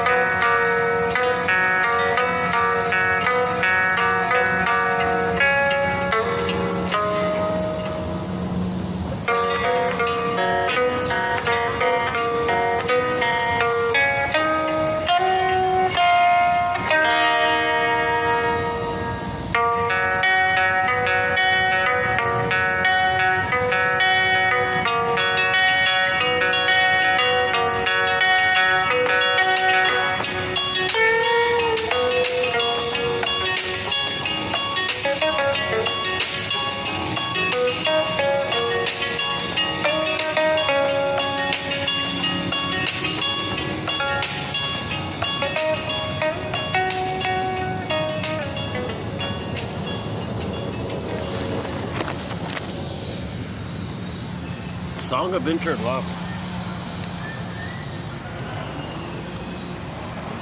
Let's try here for a bit. it's on repeat here. Oh, let's keep it on, yeah. Wow, eh? Man, oh man.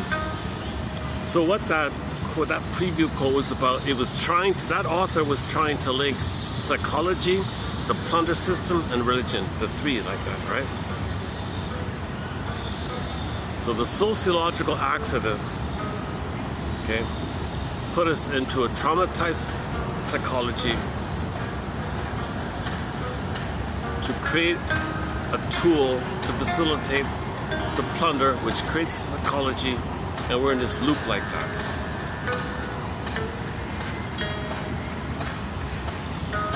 So his angle, this professor's angle is, there's a lot to discuss, right? Yeah, somebody said if you can't even talk about it, why are you doing it to the children? Like if adults can't even like talk about it, but you're gonna do this to the children, and as an adult you don't even talk about it, but you're just doing this kind of thing? Can you at least like question that? That was a good question, somebody said.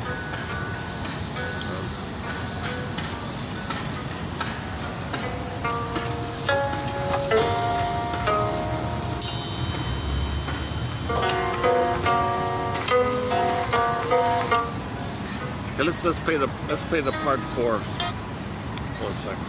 We still have it here. There's 6 parts, right? It's called taking action. Oops.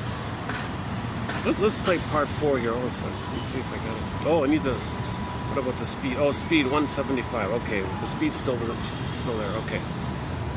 I hear from men who feel a lot of grief about having been circumcised. I've heard from men who can't stop thinking about the fact that they're circumcised. It's a distraction. I've heard from men who are upset at doctors, the medical profession, the entire society that allows this to happen. They have difficulty understanding how can this be? It's so obvious to them that this is something we shouldn't be doing, that they wish wasn't done to them. Men ask, why was this forced on me? I mean, it's my body, it should be my choice. I mean, sure, parents make a lot of choices for their children and their infants, but at some point, they say, let's recognize, this is too personal. A baby boy who's circumcised has to live with this the rest of his life. There's no medical need, there's no proven medical need, and as we try to tell people, there's no proven medical need for this. That's nonsense, right? One hair or a fingernail. I mean, this is a functioning body part that is very important to a male self-image. The natural body functioning part. Circumcision, the more upset they are, and this upset can take different forms. As I said before, it can take the form of avoidance of the topic, and withdrawal. Yeah, and one guy said, was it in part 2? One guy said he would give his house away if he can get back his skin, right? Physiological responses to anything. Oh, son of a gun. Hang on, what happened? Anything related to circumcision. Some men are very uncomfortable with the word circumcision. I've had letters addressed to the Circumcision Resource Center that say C.Resource Center. I've received calls from men who ask, is this the Resource Center? So avoiding the word circumcision is one of those ways of avoiding the discomfort that's still associated with the word for them. Well, we suggest to men who are concerned about their circumcision and have feelings about it to find support. One very important thing to remember here is that you're not alone. Many men are dissatisfied about being circumcised. In very preliminary polls, it could be anywhere from 10 or 15% to maybe as high as 35 or 40% of circumcised men wish they weren't circumcised. So you have a lot of company. And so we suggest for men to seek out someone they trust, a close friend, and take the risk of talking about this or asking about, hey, have you ever thought about circumcision? Because it's a very sensitive topic, and sometimes people have not been receiving support. Oh yeah, he said the way to not pass this on, the way for men who received it to not pass it on to their kid compulsively, is to think of it as if, let's say the father lost something more visible, like an ear or something. Would a father remove the ear of their baby? No, nonsense. Think of it in those kind of terms. Maybe that'll interrupt this transmission of trauma, he said. Talk to you because by keeping this just to yourself, it's a way of isolating or keeping yourself isolated around this topic. And it's very important to communicate about this with others because you find you're not alone. You can support the other person who may be thinking he's alone, his thoughts and feelings about this. So that can help you enhance your relationship by having a personal subject you can talk about together. And then, who knows, maybe if you want to do something about this, we need all the help we can get in terms of spreading the message. So that message can be spread exponentially by talking to others, certainly by going online and doing all the things that can be done there to get the message out. But we strongly encourage people to take that risk of expressing what they think and feel about circumcision. It's not so much what men say, it's that they say something. Because it's a very individual matter in terms of how a man feels. And the main thing is that they make a connection with how they feel. And find someone they trust. As I say, some men are feeling angry, some men are feeling really sad, some men are feeling shame. But if they're not talking about this, they're feeling alone with their feelings. And the way to change that is to share their feelings. And, this is a small step at a time. We're not suggesting people reveal everything. You take a step with somebody and see what kind of response you get. And if you're feeling safe, you can continue talking a little bit about it. And it's that sharing that helps you connect with others. I'm not suggesting this is a cure, but it's certainly a step forward in being more of who you are, being more genuine with those who you relate with. Being circumcised can be associated with a feeling of powerlessness. Certainly the baby was powerless when he was circumcised. So we encourage men to consider exercising their power in educating others and preventing others from being circumcised. And this can have a therapeutic effect. You take action, when you communicate, when you raise awareness, help others make a decision to not circumcise, this can be tremendously rewarding. I hear from men who have talked to relatives, friends, who knew someone who was expecting a baby boy. When the decision was made to not circumcise as a result of their communication, it was tremendously gratifying to know that they had an effect on making a difference in this little boy's life.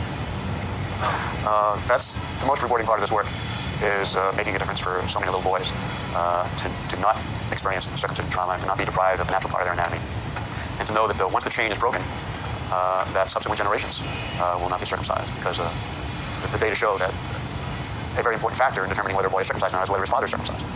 And so if his father is not circumcised, it's much more likely to not circumcise his son. So I'm very pleased anytime I receive an acknowledgement of, thanks for your website or your books or whatever, a conversation on the phone. Yeah, so if the man isn't circumcised, it's unlikely that he's going to order that on his kid, right? A common response to that is, well, if his father were missing an ear or a finger, would you be cutting that same body part off your baby boy? There are many ways that boys differ from appearance from their fathers. It doesn't seem to cause any distress. What's really going on here is a projection, a psychological term, which is to attribute to someone else something that's going on inside of you. And in this case, it's the father who may feel uncomfortable if his baby boy does not match him, because that will then bring attention to the fact that his baby boy has a body part. Oh yeah, look at that. There's the jealousy. There's the jealousy, right? It happened to the father. He's jealous that the son is okay. He can't handle it, right? Oh my God, that's sad, And it may be connected with some discomfort on the part of the father. So we suggest that fathers examine that feeling inside of them more honestly, and not use that as an excuse or a reason to circumcise their sons. Generally, it's very difficult to get media attention to this issue. I send out emails, news releases, make telephone calls to media people, of course, hoping they'll do a report on this. And it's difficult. Most of the time, they're ignored. I've submitted articles. Most of the time, they're rejected or ignored. And I attribute this to a general cultural discomfort with the topic. As I've explained, there's a cultural denial around the harm of circumcision, the pain it causes. And as Americans, we're all human beings that are subject to this cultural denial and discomfort. And many of these people are in the media or in the medical profession. It's understandable. Again, it's human nature to behave this way, and it prevents the truth from getting out. So all I can do is be persistent and try different creative ways to try to get the message out there. We're so fortunate to have the internet. There's no editor, there's no intermediary to censor what's posted on the internet. So it's a blessing that we have the internet to get a lot of this information out. And still, we need the media to take a professional response to this in terms of their obligation to report different sides of the controversy. I also recognize that the commercial media has a financial interest, of course, in doing business. And reporting on the harm of circumcision is likely to upset a lot of people. And some of those upset people may complain about, hey, you reported about this and that about circumcision. And I'm not happy about that. So complaints from viewers or readers or listeners or the perception that there are going to be complaints about that may make media people uncomfortable about reporting a point of view that circumcision is harmful and has adverse effects on individuals and society. Well, here's something that happens with the media. Sometimes I've been interviewed by a reporter who gets it, who understands that circumcision is harmful. So he or she then submits the story to an editor, and the editor doesn't get it, and the editor has a different perspective. And the editor says, well, look, I want you to change this, I want you to delete that, and the story that actually gets published is very different from the one that was submitted to the editor. So that's happened more than a few times. Have you had any conversations with reporters who just get it for whatever reason? Well, sometimes I don't always know. I don't always know whether a reporter gets it or not, because they have their prepared questions and they're not letting on. But sometimes after the interview, I'll ask, do you have any personal interest in this issue? Or why are you doing the story? Did somebody assign this to you, or was it your idea? Well, I want to know. Was this something that come up in your personal life? And that can, direct answers can make it very clear to me whether they get it or not. I don't always have the opportunity to ask those questions. The perception here on the part of many media people is that they're obligated to present a balanced report on this issue. And to that I would say, this is really not a balanced issue in terms of should we or shouldn't we circumcise, in terms of the information that's available. For example, if we were cutting off any other body part, if people were cutting off fingers of their baby boys, as a media story, would we be presenting an equal amount of time and space to the arguments for cutting off fingers as we would to the arguments against cutting off fingers of babies? I don't think so. If we were doing a story on smoking, the harm of cigarette smoking, for example, would that story be balanced in terms of time and space allotted to here are the reasons that support cigarette smoking, and here are the reasons that are opposed to cigarette smoking? That's not a balanced issue either. And so the point I'm trying to make here is cutting off normal, healthy, functioning foreskin of a baby boy is not a balanced issue. Common sense would say it's there for a reason. It's natural. All male mammals have a foreskin. Just leave it alone. But we get so much from the media about these medical studies that advocate circumcision for supposed health reasons. It's really not a medical issue. It's really a common sense issue and a gut feeling issue. There's really no convincing reason to cut off this normal, healthy body part. Well, the reason we get a balanced story, and sometimes we don't even get that. Sometimes it's like 75% pro-circumcision and a token acknowledgement of the critic of circumcision. The reason we get that is, again, media people are human, and their editors are human, and they're members of a culture that thinks circumcision is normal and okay. So they're likely to support the arguments for circumcision more than they're likely to accept arguments against circumcision. So that's going to influence what gets reported. Is that 4? Okay, let's just leave it there. Okay, that's 4.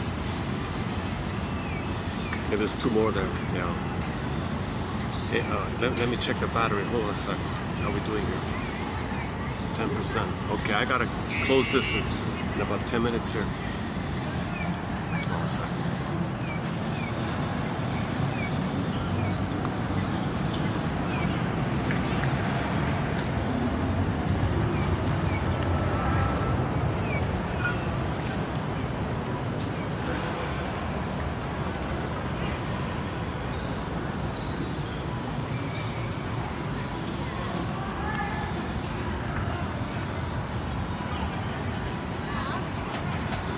Too busy here. Okay, Michael, yeah, okay. So, what's his name? Ronald Goldman. Ronald Goldman. And,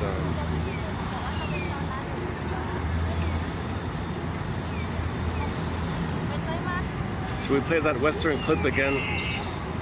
Hold on a sec. Where is it? About the heckler? Yeah, here it is here. Let's play that clip we opened up with. Maybe it'll come through. There's Cuddles.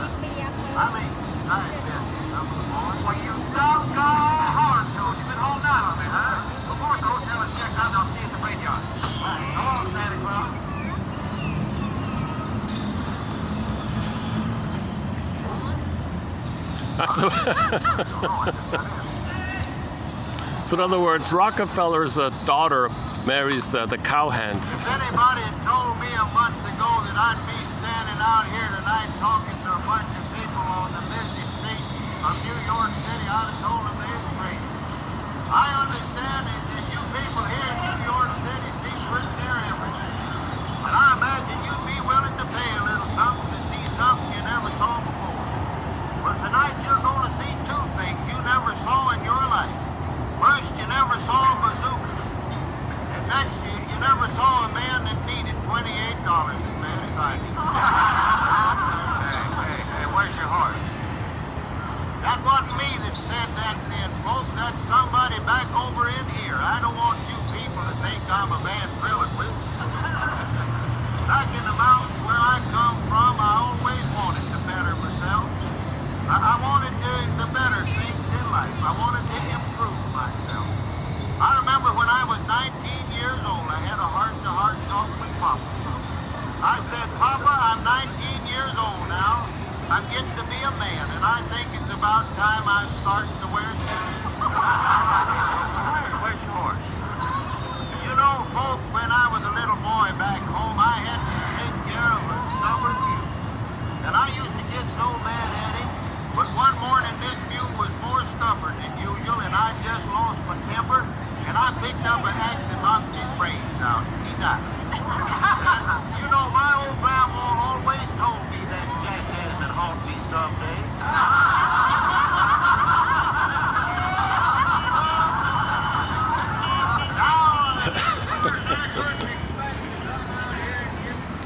The other way to handle the heckler was by Steve Behrman. He said the comedian Steve Behrman was on stage playing his playing like another character, pretending to be like a spiritual master guru kind of character, right? So he was dressed up like one of these wise men or something, and in the audience somebody was heckling him, and he paused his routine and said, "Oh dear audience, looks like I'm being baited here." You know what they call people who bait the master? He's playing the role of a master guru. Like everybody laughed and he walked. Similar to this clip here, right? Okay. Oh, what's the battery here? Oh, okay. This video is extremely unusual. I've never had such a strange video. A combination of my fatigue and this new topic, and it's one of the most difficult topics, if not the most difficult topic ever covered. Thankfully, we have this professor who did most of the talking, and this quote. So go to 3201, right? Yeah. Is that? Oh no, sorry. 32. Oh, sorry, 3202, pardon me, 3202, yeah, about this one here. Okay, yeah, that's the basic projection, right? Basic projection. If you're too traumatized, you're so enraged, put that onto the mother in your mind, think the mother's that, put that in the sky, and then now you're organized around this quote-unquote covenant. In the name of Pilgrim Plunder, we traumatize, we remove your baby, we torture him, he's screaming for 20 minutes. In the name of Pilgrim Plunder, we turn your baby into an unfeeling, unloving, unable to love, unfeeling, with the jungle mentality, because behind the scenes we need characters to Pilgrim Plunder and not feel. So their pride is invested in this, their identity is invested in this, and you got the organizing mechanism like this. Now the top layer is called rationalization. Okay, so when there's pain, your cortex gives you rationalization, flim-flammery, duplicity. You make up any excuse that you're being reasonable. No, you're not being reasonable. You're not being reasonable torturing the baby. Well, we've been doing it for long. That's not an excuse. Just because some harmful thing's been going on for a long time doesn't mean it's okay, right? You just make up anything, and you want to believe the lie as a defense against the pain, right? So that's great what this guy did. I just found it. I haven't read it yet. I just found it this morning. What's it called again? Circumcision. The hidden trauma. The hidden trauma. How this practice affects babies and ultimately all of us. Yeah. Isn't she famous, Ashley Montague? Forward here. Now there it is there. Huh? So that's one edition of it. 2017 or something like that. 2017. So 28. What's that? 28 years. So a 28-year-old boy. 1990. Oh, here it is. 1997. 1997.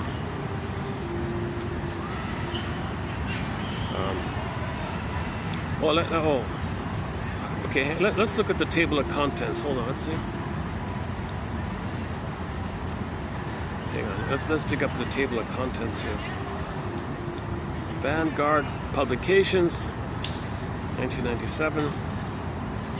To all the children of the future. Oh, this book is dedicated to all the children of the future. His opening quote here by Robert Frost. Our very life depends on everything's recurring till we answer from within. I didn't know that. There it is again, repetition compulsion. Okay, our life depends on the repetition compulsion until we answer what's causing it, right? So he's got a very good opening quote here. Never seen this one before, by Robert Frost. Oh, the battery. Oh, I have to close this. 6%. I have to close this before the battery runs out, otherwise I lose the whole video. Okay, here's the table of contents. Infant development and response to, and the baby's response to this. Why parents and doctors are doing this. Emotional factors. Behavioral response following this. Okay, and it goes on. Long-term psychological effects. Okay, and it goes on. Disruption to the mother-child relationship, maternal anxiety, mother-infant interaction, loss of trust, mothers who observed circumcision. Lessons, the lessons of circumcision. Infants are real people. Babies are people. Babies are human beings.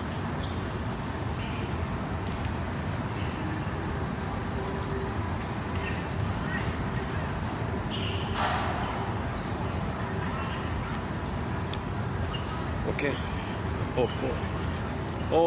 She's a famous anthropologist, right? The forward on here, and he's got a lot of support. Like check out some of the reviewers. These are all glowing reviews for this book. All these people. Okay, you got 2 pages. Yeah, you got 2 pages of testimonials. All of these people are praising the book. Okay, all these doctors and professors here, they're all doctors pretty much. MDs, they're all MDs. Mostly, yeah. A couple are just PhDs, and the rest are all MDs. Yeah. A significant contribution to the field of psychology and a valuable resource to help prepare clinicians for future disclosures of feelings about circumcision by men. Oh yeah, okay. So yeah, the one man was all upset about it, right? Now more than ever, physicians need to know what's in this book. A highly intelligent and dramatic investigation into an area that has been ignored because of the taboo.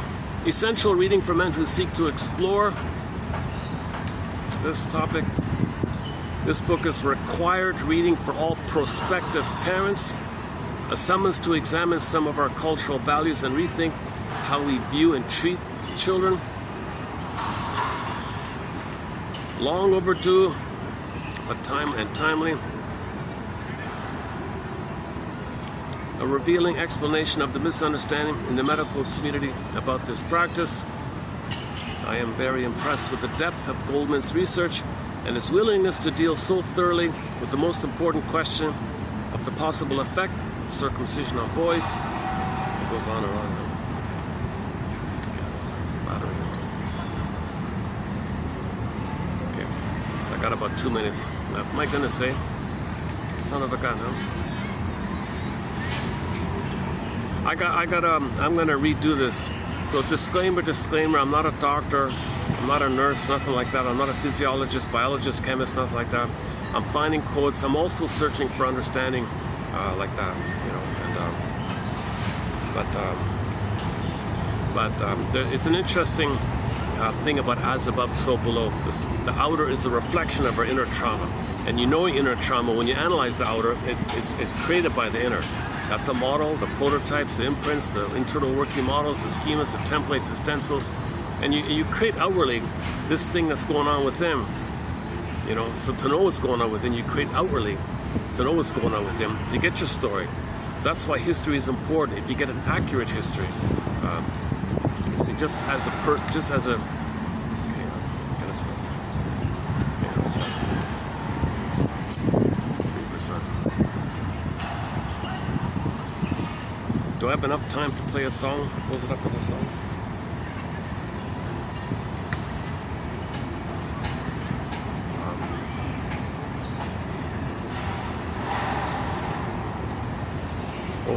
What would be a good song to close up with?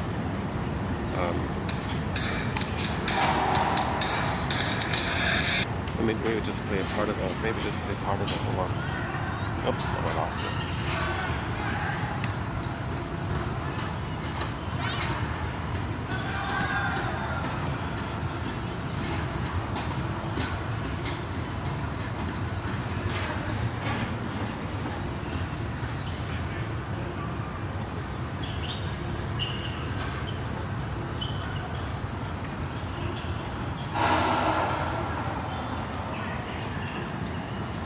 Okay, hang on.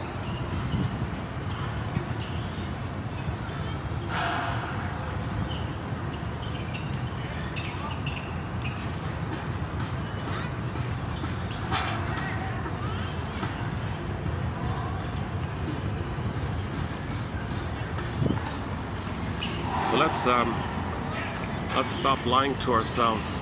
Oh boy. I'll just play a part of the song and I'll hit the stop button.